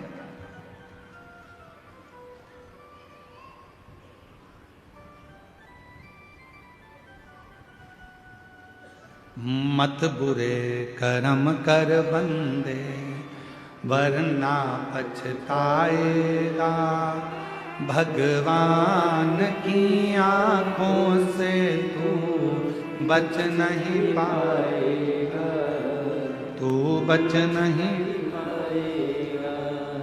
अरे ओ अज्ञानी, मत करना दानी। अरे ओ अज्ञानी, मत करना। तेरे कर्म का फल भी तू ही पाएगा, जैसा किया तूने तेरे आगे आएगा। मत बुरे कर्म कर बंदे, वरना पछताएगा। भगवान की आंखों से तू बच नहीं पाएगा, तू बच नहीं पाएगा। कुछ अच्छा करो। शरीर मिला है मानव का, भगवान की कृपा से प्राप्त हुआ है, कुछ अच्छा करो। मरना सबको है, प्राण सबके जाना है। कई कई लोग ऐसे भी हैं जिनके पास बहुत सारा पैसा होता है तो मरने के बाद उनकी छतरी बन जाती है। देखा है कि नहीं देखा है? देखा है। कई लोग ऐसे हैं जिनके मरने पैसा है तो उन्होंने छतरी बना ली। अब कोई गरीबड़ा है, साधारण व्यक्ति है, उसके पास में छतरी कहां से आएगी? तो हमारा निवेदन है, तुम्हारी छतरी बने वो जरूरी नहीं है, शंकर जी की छत्र छाया में वो जरूरी है। छतरी इतनी जरूरी नहीं है जितनी छत्र छाया जरूरी है।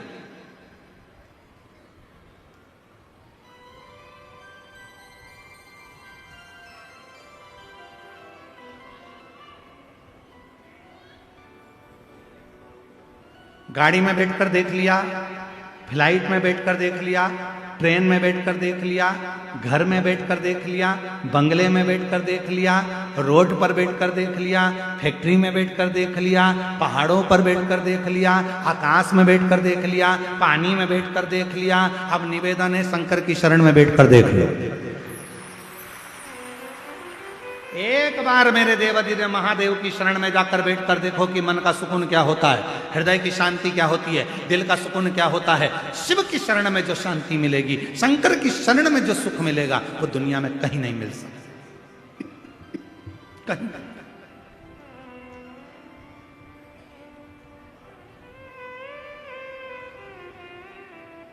एक वो लाइन है,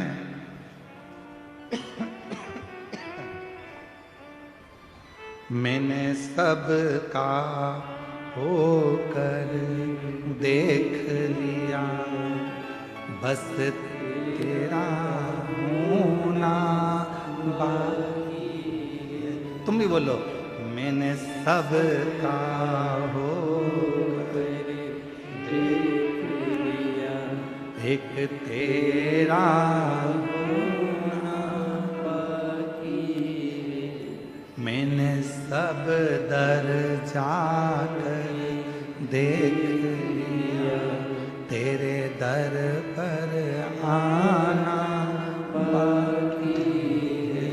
मैंने सब दर जाकर देख लिया, तेरे दर पर आना बाकी है। बस उसके दरवाजे तक, रोड पर बैठ कर देख लिया, घर में बैठ कर देख लिया, फैक्ट्री में बैठ कर देख लिया, गाड़ी में बैठ कर देख लिया, फ्लाइट में बैठ कर देख लिया, ट्रेन में बैठ कर देख लिया, नाव में बैठ कर देख लिया, जहाज में बैठ कर देख लिया, पानी में बैठ कर देख लिया, सब दूर बैठ कर देख लिया, सब जगह पर जाकर बैठ कर देख लिया। दुनिया के ऐसी कोई जगह नहीं, 5,000 रुपए के एसी के रूम में बैठ कर देख लिया, बड़े से बड़े होटल में बैठ कर देख लिया, बड़े से बड़े जहाज में बैठ कर देख लिया, पर जो सुकून कहीं नहीं मिला, वो सुकून एक बार शंकर की शरण में बैठ कर देखना, सब मिल जाए। सब हम पूरी जितने शिव भक्त शिव महापुराण की कथा सुन रहे हैं, चाहे पंडाल में बैठकर सुने, चाहे फेसबुक पर सुने, चाहे यूट्यूब पर सुने, चाहे आस्था चैनल पर सुने, आपसे निवेदन करेंगे, सारी दुनिया में घूम कर आना और सारी दुनिया में बैठ कर आना, और एक बार कुबेरेश्वर धाम की भूमि पर बैठ कर देखना कि वहां से क्या प्राप्त होता है, क्या प्राप्त होता है। शिव महापुराण में पार्वती जी ने भगवान शंकर से एक प्रश्न किया था, एक छोटे से बालक के लिए, अभिमन्यु के लिए। पार्वती जी बोली थी, बाबा छोटा सा बालक है,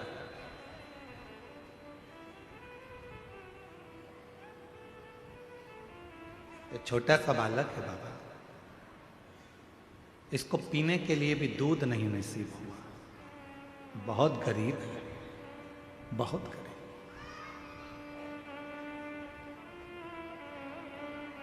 उत्तराखंड में एक दुधेश्वर महादेव है, दुधेश्वर। छोटे से बच्चे को जब दूध नसीब नहीं हुआ तो माँ ने शंकर पर चढ़ा हुआ जल दिया, और वो शिव का चढ़ा जल भी दूध बन गया, वो दुधेश्वर नाथ का है। दुधेश्वर। माता पार्वती जी बोल रही हैं बहुत गरीब है, गरीब घर जन्म हुआ है। ऐसे कई लोग हैं संसार में जो कहते हैं कि हम बहुत गरीब हैं, गरीब के घर में हमारा जन्म हुआ है, बहुत गरीब हैं। ध्यान रखना, शिव महापुराण की कथा सुन रहे हो, गरीब के घर में भले जन्म हो गया, पर यदि तुमने अपनी जिंदगी में बहुत मेहनत करी, रात दिन एक कर दिया, खूब परिश्रम करा, और एक बार यदि तुम कुबेरेश्वर बाबा की धरा पर जाकर जल चढ़ाया है, तो दुनिया में याद रखना, तुम गरीब नहीं रह सकते, सेठ बनकर जिंदगी जी, सेठ बनकर। उसका नाम है कुबेरेश्वर महादेव, उसको लोग कुबेर भंडारी कहते हैं। उसको 12 ज्योतिर्लिंग के मध्य में विराजमान है कुबेरेश्वर धाम। 12 ज्योतिर्लिंग के मध्य में वो भूभूमि जहां स्वयं कुबेरेश्वर बाबा बैठे हैं।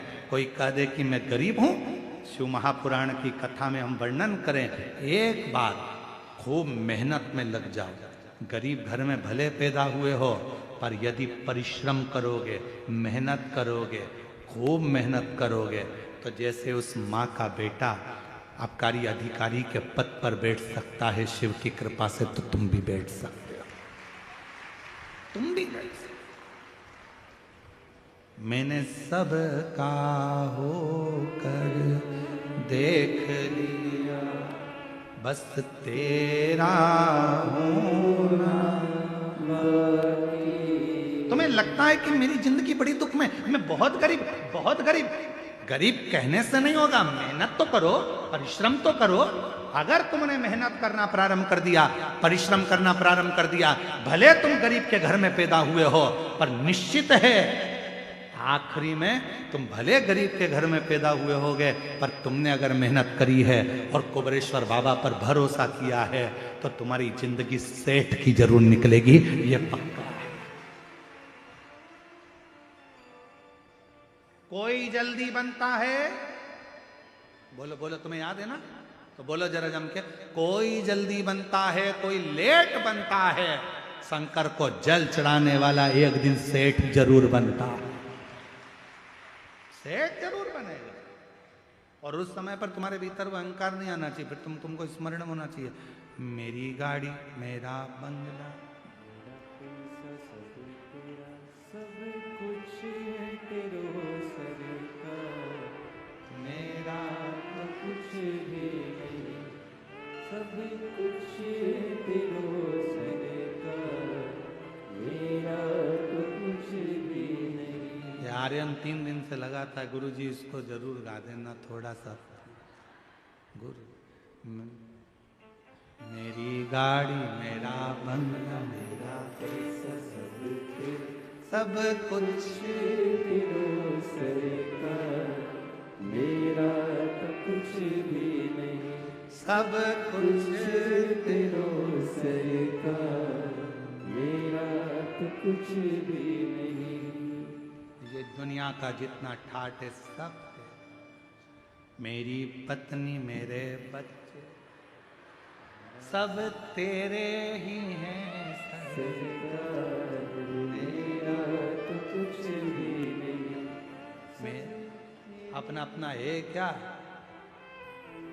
मैं खुद भी तेरा, सरकार, मेरा तो कुछ भी नहीं। मेरी गाड़ी, मेरा बंगला, मेरा पैसा, सब तेरा, सब कुछ है तेरो सरकार, मेरा तो कुछ भी नहीं। एक कुछ भी हम कोई कह दे तुमसे कि तुम लोग कहते थे गरीब घर में पैदा हुआ, गरीब घर में पैदा हुआ, तो गरीब गरीब कहने से क्या तुम्हारा गरीबी मिट जाएगी?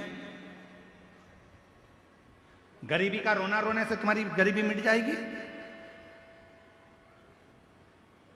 गरीबी मिटाने के लिए खुद की मेहनत की जरूरत है। गरीबी मिटाने के लिए खुद के संघर्ष की जरूरत है। गरीबी दुनिया का कोई महाराज तुम्हारी नहीं मिटा सकता, चाहे तुम कितनी तुम्हारे को कोई चीज करना हो कर लो, पर गरीबी तुम्हारे को खुद मिटाना पड़ेगी, खुद मेहनत करना पड़ेगा, खुद परिश्रम करना पड़ेगा, रात दिन पढ़ाई करना पड़ेगी, रात दिन मेहनत करना पड़ेगा। और एक बार शंकर जी के मंदिर में जाना चालू कर दो, तुम्हारी गरीबी मिटना प्रारंभ हो जाए। शिव कहते हैं भगवान विष्णु भगवान को लक्ष्मी किसने दी थी? तो कहा भगवान शंकर। माता लक्ष्मी की माता ख्याति देवी तो लक्ष्मी जी का विवाह शिव जी से करना चाहती थी कि भोलेनाथ जी से विवाह कर शंकर जी, पर शंकर भगवान ने मना कर दिया, नहीं नहीं लक्ष्मी मेरे पास नहीं, लक्ष्मी तुम नारायण जी को दे दो। नारायण को लक्ष्मी दे। तो लक्ष्मी जी ने हाथ जोड़कर शंकर भगवान से कहा था, प्रभु आपने मुझे भगवान नारायण को दिया है, आप आज्ञा करो मैं क्या आपके लिए कर सकती हूँ। शंकर भगवान ने कहा, सुन लक्ष्मी, जो मेरे मंदिर में एक लोटा जल चढ़ाने के लिए आए, उसका लोटा वापिस खाली ना जाए, उसमें तू बैठ कर जाना और उसका भंडार कर। इसीलिए शिव मां, पहले के लोग अपने मंदिर का ही पानी उठाकर, मंदिर का ही लोटा उठाकर मंदिर की बाल्टी में से पानी भरकर शिव जी को चढ़ाते थे। बोलो चढ़ाते थे कि नहीं चढ़ाते थे? पहले के लोग मंदिर के नल में से पानी भरते मंदिर में ही चढ़ा देते थे। पर जब से लोगों ने शिव महापुराण की कथा को सुनना प्रारंभ करा, तब से दुनिया के लोगों ने घर से लोटा ले जाना चालू करा, पानी ले जाना चालू करा, क्योंकि लोगों को समझ में आ गया कि घर से जो लोटा जाता है वो पानी चढ़ने के बाद खाली नहीं आता है, उसमें लक्ष्मी जी बैठकर हमारे घर के अंदर प्रवेश कर जाती है। इसीलिए कोई जल्दी बनता है, कोई लेट बनता है, और शंकर को जल चढ़ाने वाला एक दिन से जरूर बनता है। शिव को जल चढ़ाने वाला सेठ जरूर बनेगा, गरीबी उसकी हटेगी जरूर। और हमने हमारी जिंदगी में देखा ही है, इतने 30-31 साल हो गए कथा करते करते। ये 30-31 साल में हमने अपनी जिंदगी में देखा है कि गरीब से गरीब व्यक्ति भी जब रोता हुआ कुबेरेश्वर बाबा की धरा पर जाता है, दिल से बाबा की कंकर की पूजन करता है, लोटा भर के जल चढ़ाता है, तो मेरा कुबेर भंडारी उसका हाथ पकड़कर उसको सेठ बनाना प्रारंभ कर देता है। गरीब नहीं रखता, उसको सेठ बनाता है, वो बनता। गरीबी का रोना मत रो, हम गरीब हम गरीब हम गरीब हम गरीब। काहे के गरीब? लखपति बनाकर भगवान ने पैदा करा तुमको? करोड़पति बनाकर भगवान पैदा करे? कितना अच्छा पूरा शरीर दिया है। बाजार में जरा एक आंख खरीद के तो लेके आओ, कितने की मिलेगी? पहले तो इंसान की मिल जाए बहुत बड़ी बात है, बकरा बकरी की लगा देंगे। कितनी कीमत वाली आंख है, 2-2 किडनी दे दी, एक किडनी कम से कम 20-20, 25-25 लाख की। आधा करोड़पति तो तू यही है शरीर में ही। कितना दिया परमात्मा ने तुझे, खाली नहीं भेजा, करोड़पति बनाकर भेजा। उससे पूछो जिसके पास नहीं रहता। एक पत्र है, देखो कितना सुंदर है पत्र। देखो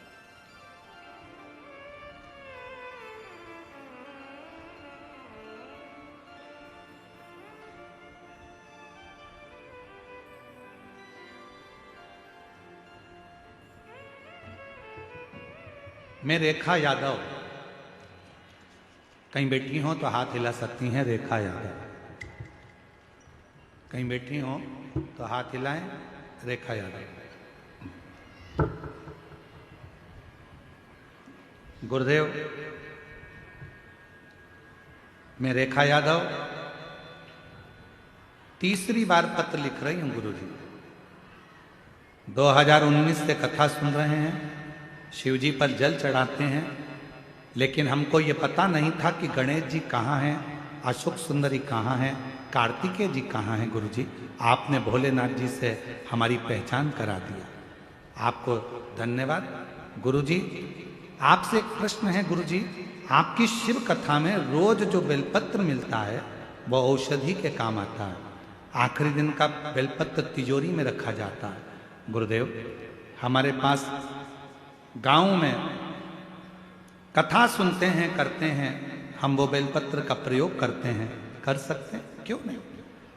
गुरुदेव, बहुत साधारण सी जिंदगी थी, पैसा की बहुत कमी थी, हर तरह से परेशान थे।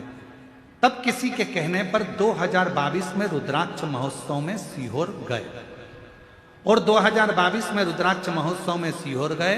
वहां पर हमने बाबा से विनती करी कि बाबा ऐसी कृपा करना मेरे बेटे की सरकारी नौकरी लग जाए, और आज बाबा की कृपा से मेरे बेटे की सरकारी नौकरी लग गई। मैं बाबा को यहाँ प्रणाम करने के लिए आई हूँ। कहीं बैठी हो तो आ सकती हैं, आ जाइए, बहुत बहुत आ जाइए। एक पत्र और है बड़ा सुंदर।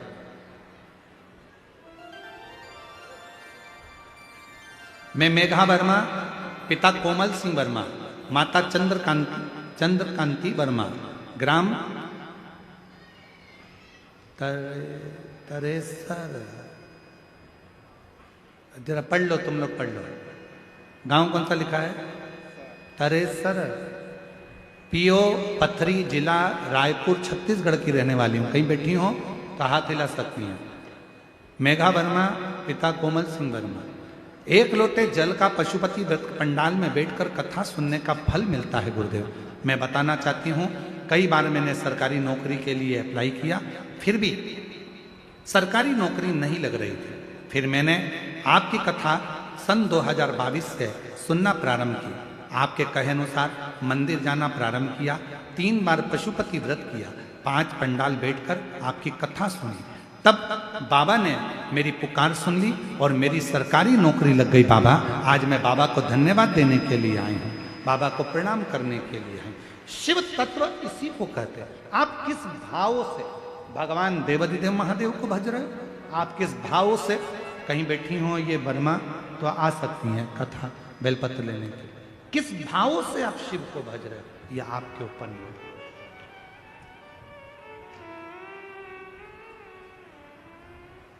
बनता कोई जल्दी बनता है, बोलो बोलो जम के बोलो जरा, सारा पंडाल बोलो, कोई जल्दी बनता है कोई लेट बनता है। शिव को जल चढ़ाने वाला एक दिन सेठ जरूर बनता, खाली नहीं छोड़ता।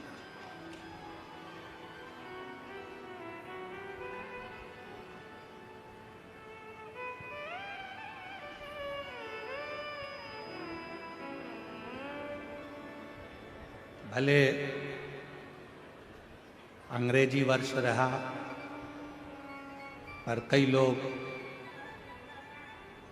31 पे यहाँ वहाँ होटलों में जाकर 31 मनाते हैं। हमारा निवेदन है पहले तो हिंदी नए वर्ष को मनाएं चैत्र के महीने में। दूसरा, यदि 31 मनाना ही है तुमको तो निवेदन है एक बार बाबा कुबेर भंडारी के दरवाजे पर पहुंच कर देखिए कि बाबा क्या प्रदान कर। एक शिव की अविरल भक्ति को प्राप्त करते हैं।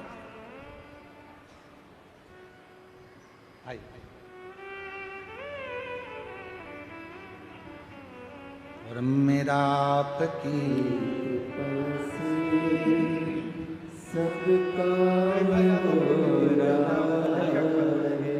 बेटे की सरकारी नौकरी लगी है, एक बार जोरदार ताली बजाकर ये बेटे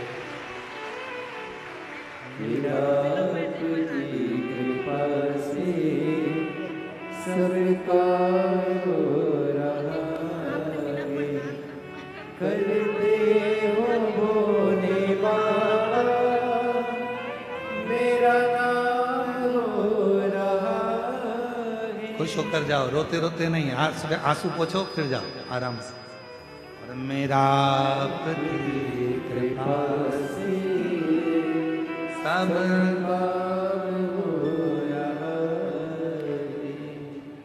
बोले आपकी कृपा से सबका वो शिव है, खाली नहीं छोड़ता, भंडार भर कर छोड़ता भंडार। इसलिए कहे महाराज शिव की आराधना स्वयं मां पार्वती जी भगवान देवाधिदेव महादेव से कहती हैं कि ये गरीबड़ा, शंकर भगवान कहते हैं गरीब नहीं कहना। अगर इसने प्रतिदिन, भगवान शंकर कहते हैं शिवालय में जाना चालू कर दिया, इसने प्रतिदिन 1 लोटा जल चढ़ाना प्रारंभ कर दिया, ये गरीब नहीं रह सकता, गरीब नहीं रहे। जो शिव को भज ले, जो भगवान देवाधिदेव महादेव का स्मरण कर ले, जो मंत्र के जाप में तल्लीनता से जुड़ जाए, शिव की अविरल भक्ति को धारण कर ले, वो कैसे गरीब रह सकता, कैसे। महाराज शिव शिव है, शंकर शंकर, ओगढ़दानी ओगढ़दानी ओगढ़। शिव महापुराण की कथा कह रहे हैं।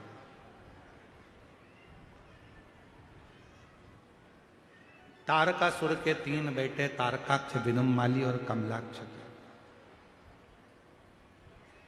तीनों। पिता का बैर नहीं था शिव जी से, शंकर भगवान से हमें कोई बैर नहीं। तीनों ने ब्रह्मा जी से वर मांगा कि हमें वर दीजिए, हमारे प्राण ना छूटे। कहा नहीं, ऐसा नहीं हो सकता कि प्राण ना छूटे, मृत्यु लोक में अगर आए हो तो जाना तो पड़े, प्राण तो छूटे। पर एक बात है, अगर तुम संसार सागर में आए हो, प्राण छूटेंगे, उससे पहले कोई अच्छा कर्म कर लो तो ठीक। तारकासुर के 3 बेटे तारकाक्ष, विदुम्माली और कमलाक्ष की ने आखिरी में वर मांग लिया कि हम तीनों के प्राण छूटे तो एक साथ छूटे, मरे तो एक साथ मरे, आप हमें वर दे दीजिए। शिव जी, भगवान ब्रह्मा जी ने वर दे दिया, तथास्तु। अब इन तीनों ने विचार कर लिया कि अपन 3 पुरी का निर्माण करो, अलग अलग महल बनाओ, अलग अलग नगर बसाओ, अलग अलग महल में अलग अलग नगर में जाकर निवास करो। तीनों कभी एक साथ एकत्रित मत होना, एक जगह पर इकट्ठे मत होना। इकट्ठे हुए कि मरे, एकत्रित हुए कि मरे, इसलिए तीनों एक जगह पर एकत्रित मत होना। और तीनों एक जगह पर एकत्रित नहीं, बहुत उपद्रव मचाया, सारे देवता परेशान हो गए, सारे।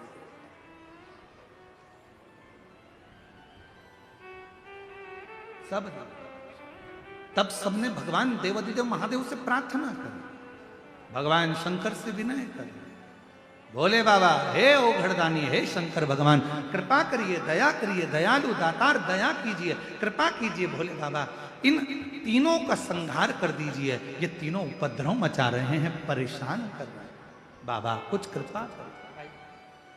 आ जाओ आ जाओ।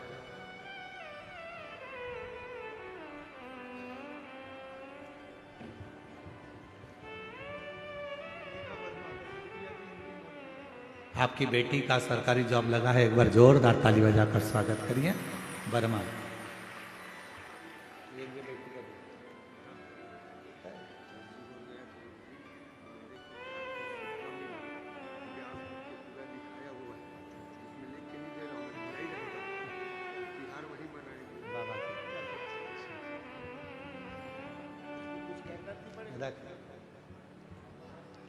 अरे लुटा दिया भंडार काशी,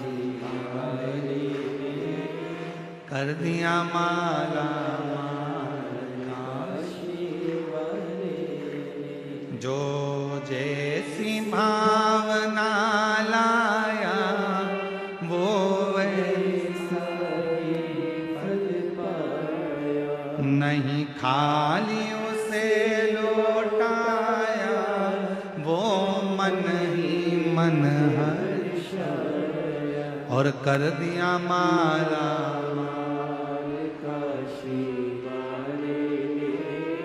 लुटा दिया। आप एक भावना लेकर, एक विश्वास लेकर शिव के करीब में जाएं। तारकासुर के 3 बेटे तारकाक्ष, विदुम्माली और कमलाक्ष, तीनों उपद्रव करते। शिव जी से प्रार्थना करी। भगवान भोलेनाथ ने कहा कि एक काम करो, सारे देवता पशु बन जाओ और मैं तुम्हारा पति बन जाता हूं। तुम दौड़ कर जाना, तीनों को महल से निकालना, एक जगह एकत्रित करना और मैं इनका संहार करूंगा।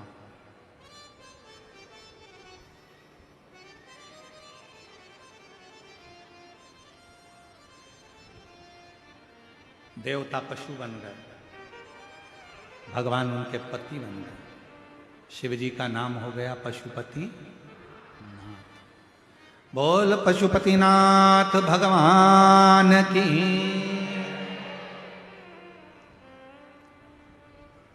जब कोई साधता है, कोई संभालता है, तो वो भगवान का स्वरूप हो जाता है। जैसे आप जब हॉस्पिटल जाते हो डॉक्टर को दिखाने के लिए, दवाई डॉक्टर देते हैं। शरीर में अगर रोग हुआ है, बीमारी हुई है, कष्ट हुआ है, तो शिव पुराण कहती है यहाँ वहाँ मत जाओ। शरीर में अगर रोग आया है तो सबसे पहले अपने गांव में, नगर में, शहर में जो हॉस्पिटल हो वहां डॉक्टर को दिखाओ। और डॉक्टर को विश्वास के साथ दिखाना कि मैं डॉक्टर साहब के पास जा रही हूं, मेरा शंकर भगवान मेरे को अच्छा करेगा, ये मेरा विश्वास करता है। तो वो दवाई शरीर में असर करना प्रारंभ कर देती, वो दवाई असर करती। और तुमने अगर पहले ही सोच लिया मैं तो इतने सारे डॉक्टरों के पास गई, इतने डॉक्टरों को मैंने दिखाया, अभी तक तो मैं अच्छी हुई नहीं, तो सीहोर वाले महाराज की कथा में भी जाऊंगी तो कौन सी अच्छी हो जाऊंगी। जब तुम्हारा विश्वास ही नहीं है तो तुम कितनी भी कथा सुन लो, जैसी की जैसी रहोगे। और तुमने अगर विश्वास कर लिया कि मैं इतनी दूर से कथा सुनने आई हूँ, मैं उड़ीसा से आई हूँ, मैं बंगाल से आई हूँ, मैं रायपुर से आई हूँ, मैं यहाँ से आई हूँ, मैं कथा सुनने के लिए आई हूँ, और ये मेरा विश्वास कहता है मेरे 5 पंडाल पूरे होंगे और मेरा बाबा मुझे अच्छा कर देगा, ये मेरा निर्णय है तो बाबा करेगा। और तुमने सोच लिया है मैं तो इतने डॉक्टर को दिखाया ही, मेरे घुटने में तकलीफ थी, कमर में तकलीफ थी, मैंने इतने डॉक्टर को दिखाया, आराम ही नहीं लगता, तो अब क्या आराम लगेगा, अब तो मेरा शरीर ही ठीक नहीं। एक पत्र देखिए बहुत अच्छा। मैं योगिता ठाकुर,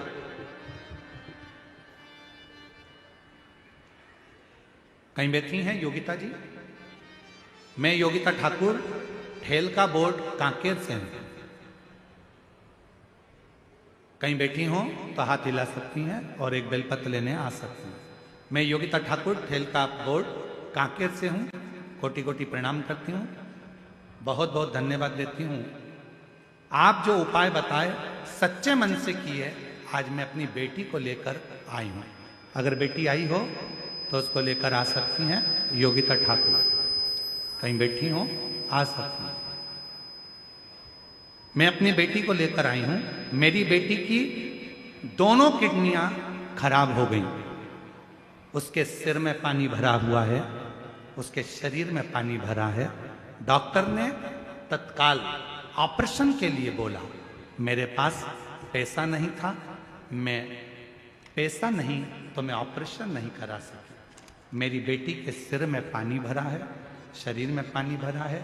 डॉक्टर ऑपरेशन का कहते हैं पर इतना धन नहीं। गुरुदेव, डॉक्टर साहब से कहा आप केवल दवाई दे दो। मेरी बेटी को मैं वापस ले आई। गुरुजी, 4 साल पहले से इलाज चल रहा है पर आराम नहीं मिला। तब किसी ने आपकी कथा के बारे में बताया। 3 साल से आपकी कथा सुन रही हूं और 3 साल से शिवजी का चढ़ा हुआ पानी उसको दे रही हूं। आज मेरी बेटी के लिए मैंने सीहोर की कावड़ भी भर ली, उस कावड़ का जल लाकर बेटी को दे दिया। आज मेरी बेटी ठीक हो गई गुरुदेव, उसका स्वास्थ्य ठीक हो गया। आज बाबा की कृपा से 3 साल से डॉक्टर से चेकअप भी करवाया, पूर्ण आराम है और अब उसके सिर में पानी भी नहीं है और उसकी किडनी ने काम करना प्रारंभ कर दिया है। ये शिव है, ये शंकर, ये ओ घड़ी है। अब कोई कह दिया नहीं नहीं नहीं, हमने इतना दिखाया, हमने इतना करा, किसी डॉक्टर की दवाई नहीं लगेगी। क्यों नहीं लगेगी? डॉक्टर के पास विश्वास से जाओ। डॉक्टर शिव का एक रूप होता है, डॉक्टर शंकर का एक रूप होता है। जांच कराने जाओ तो ये विश्वास से जाओ कि डॉक्टर के पास नहीं, मैं शंकर के पास जा रही हूं। दवाई असर करेगी, औषधि लगेगी, कैसे नहीं लग सकती? शिव के करीब नहीं जाए महाराज। शिव के सिवा कहीं दिल ना लगा, शिव के सिवा कहीं दिल ना लगा, वरना पड़ेगा तुझे आंसू बहाना, वरना पड़ेगा तुझे आंसू बहाना। शिव के सिवा कहीं दिल ना लगाना, शिव के सिवा कहीं दिल ना लगाना। जो शिव का गुणगान किया है, जो शिव का गुणगान किया है, सच्चा जीवन वो ही जिया है, सच्चा जीवन वो ही जिया है। सुमिरन के बल से तुझे, सुमिरन के बल से तुझे मुक्ति है पाना। शिव के सिवा कहीं दिल ना लगाना, शिव के सिवा कहीं दिल ना लगाना। शिव पर आश्रित तो हो। अरे गुरुजी, मैंने वहां दिखाया था, हमने वहां जांच कराई थी, आराम नहीं मिला। इतने बड़े बड़े डॉक्टरों को दिखा लिया, आराम नहीं मिला। हम कहते हैं अब डॉक्टर को भी दिखाओ, दवाई भी ले और एक काम करो, शंकर जी के मंदिर में जाकर एक लोटा जल चढ़ाकर पानी को झेल कर नंदी के पास बैठकर कुंदकेश्वर का नाम लेकर एक बेलपत्री और पानी पीना चालू करो, बाबा आपको स्वस्थ करना प्रारंभ करें। कुंदकेश्वर महादेव का नाम सुख देता है, बीमारी से दूर कर देता है।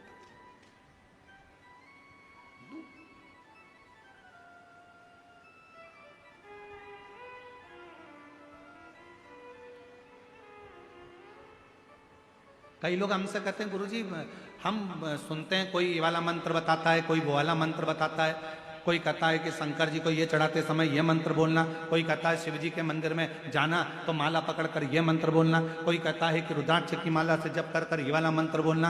आप बताओ ना कौन सा मंत्र बोलना चाहिए। हमारा निवेदन है हम मंत्र कम भजन ज्यादा बताते हैं। क्यों? क्योंकि हो सकता है कि मंत्र बोलने में त्रुटि हो जाए, मंत्र बोलने में गलती हो जाए, पर जब आप दिल से भगवान को भजन से ही रिझा लोगे तो परमात्मा आकर दर्शन दे ही देता है। बहुत है।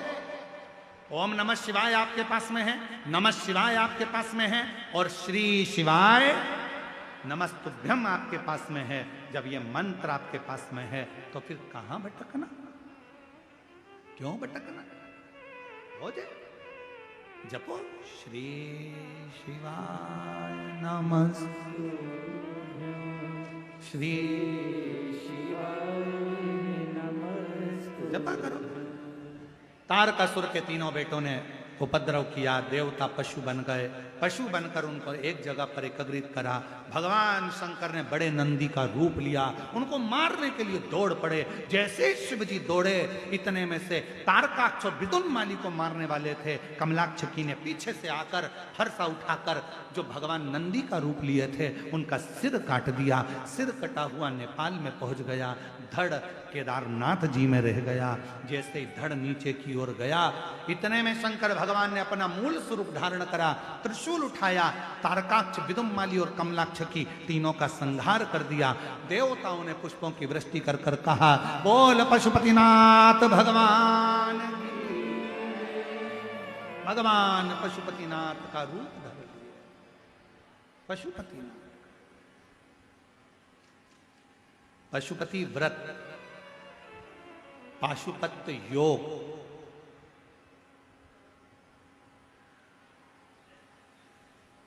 और पाशुपत्य अस्त्र, ये तीन चीजें हैं। एक है पशुपत्य अस्त्र, पाशुपत्य योग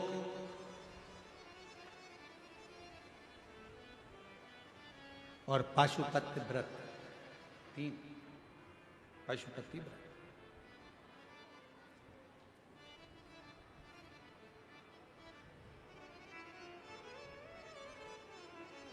तीन क्रम शिव पुराण कहती है। पाशुपत्य योग नहीं कर सकते, पाशुपत्य अस्त्र प्राप्त नहीं कर सकते, तो एक काम करो कि पाशुपत्य व्रत करो। 5 सोमवार का यह व्रत होता है। कितने दिए लगाना चाहिए? 6 दिए, 6 दीपक, पूजन का सामान। सुबह पूजन की थाली लेकर मंदिर में जाओ, पूजन करो, वही थाली लेकर आ जाओ, उसको ढक कर रख दो। शाम को वही थाली वापस लेकर जाओ। वही मीठे का भोग बना लो, कुछ प्रसाद, कुछ पात्र या कटोरी या दोना या कागज लेकर जाना। दिए 6 लेकर जाना। 6 दिए को मंदिर में शंकर जी के सामने रखना। प्रसाद के 3 हिस्से करना। 5 दिए प्रज्वलित करना, जला देना। 1 दिया मत जला।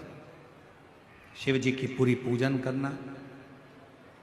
प्रसाद का 1 हिस्सा थाली में रख लेना, 2 हिस्से मंदिर में छोड़ना। जो दिया नहीं जलाया है उसको थाली में रख लेना। बाबा की पूजन कर कर, प्रार्थना कर कर कहना, बाबा आज मेरा पहला पशुपति व्रत है, स्वीकार करना। प्रति एक ही मंदिर में 5 सोमवार व्रत करो, और सोमवार के बीच में रजोधर्म आ जाए, कहीं जाना पड़ जाए, कोई ब्याह शादी आ गया, कोई फंक्शन आ गया, कोई कार्य अटक गया, नी मंदिर जा सकते, नी व्रत कर सकते, तो उस व्रत को छोड़ दो, फिर अगला करो, पर गिनती के 5 ही करो। बीच में जो छोड़ दिया जाता है उसको गिना नहीं जाता, फिर अगला व्रत गिना। 5वां व्रत जब पूरा हो, जो 6ठे नंबर का दीपक और प्रसाद लेकर आते हो, उसको घर के दरवाजे पर अंदर जाते समय अपना जो सीधा हाथ है उस साइड बैठ जाओ, घर की ओर मुख कर कर 6ठे नंबर का दिया वहां जला दो। प्रसाद लेकर मंदिर का जो लेके आई हो, बाबा से प्रार्थना करो, बाबा आज मेरा पहला व्रत है, स्वीकार करना बाबा। घर में पहुंचकर जब भोजन करने बैठो, उससे पहले जो प्रसाद लेकर आई हो मंदिर से एक हिस्सा उसको खाओ। उस प्रसाद में से किसी को नहीं देना है, स्वयं को खाना। प्रसाद खाकर फिर भोजन कर लो। 5वां व्रत जिस दिन पूरा करो, उस दिन एक श्रीफल, कोई भेंट, 108 चावल के दाने या फूल की पत्ती या बेलपत्री जो भी ले जा सकते हो वो बाबा को समर्पित करो। जैसी पूजन करते आए हो वैसी 5वें सोमवार को भी करो, और बाबा से विनय करो कि बाबा आज मेरा पशुपति व्रत पूर्ण हुआ। बाबा उसको स्वीकार कर, स्वीकार। पशुपति व्रत कली काल में वो व्रत है जिस व्रत को लोगों ने छुपा कर रखा था, और शिव पुराण कथा चालू हुई तो इस व्रत की प्रधानता सबको मालूम पड़ी। जो दिल से कर लेता है, एक बार ना सुने फिर 2-1 महीने बाद वापिस करो, फिर करो। पशुपति व्रत तो हर 6-8 महीने में एक आध बार करते रहना चाहिए, जिससे अपने घर से दुख तकलीफ कष्ट दूर होता रहे, बीमारियां दूर होती रहे और घर में सुख समृद्धि। पशुपति, भगवान शिव का नाम पशुपति नाथ पड़ गया। समय आया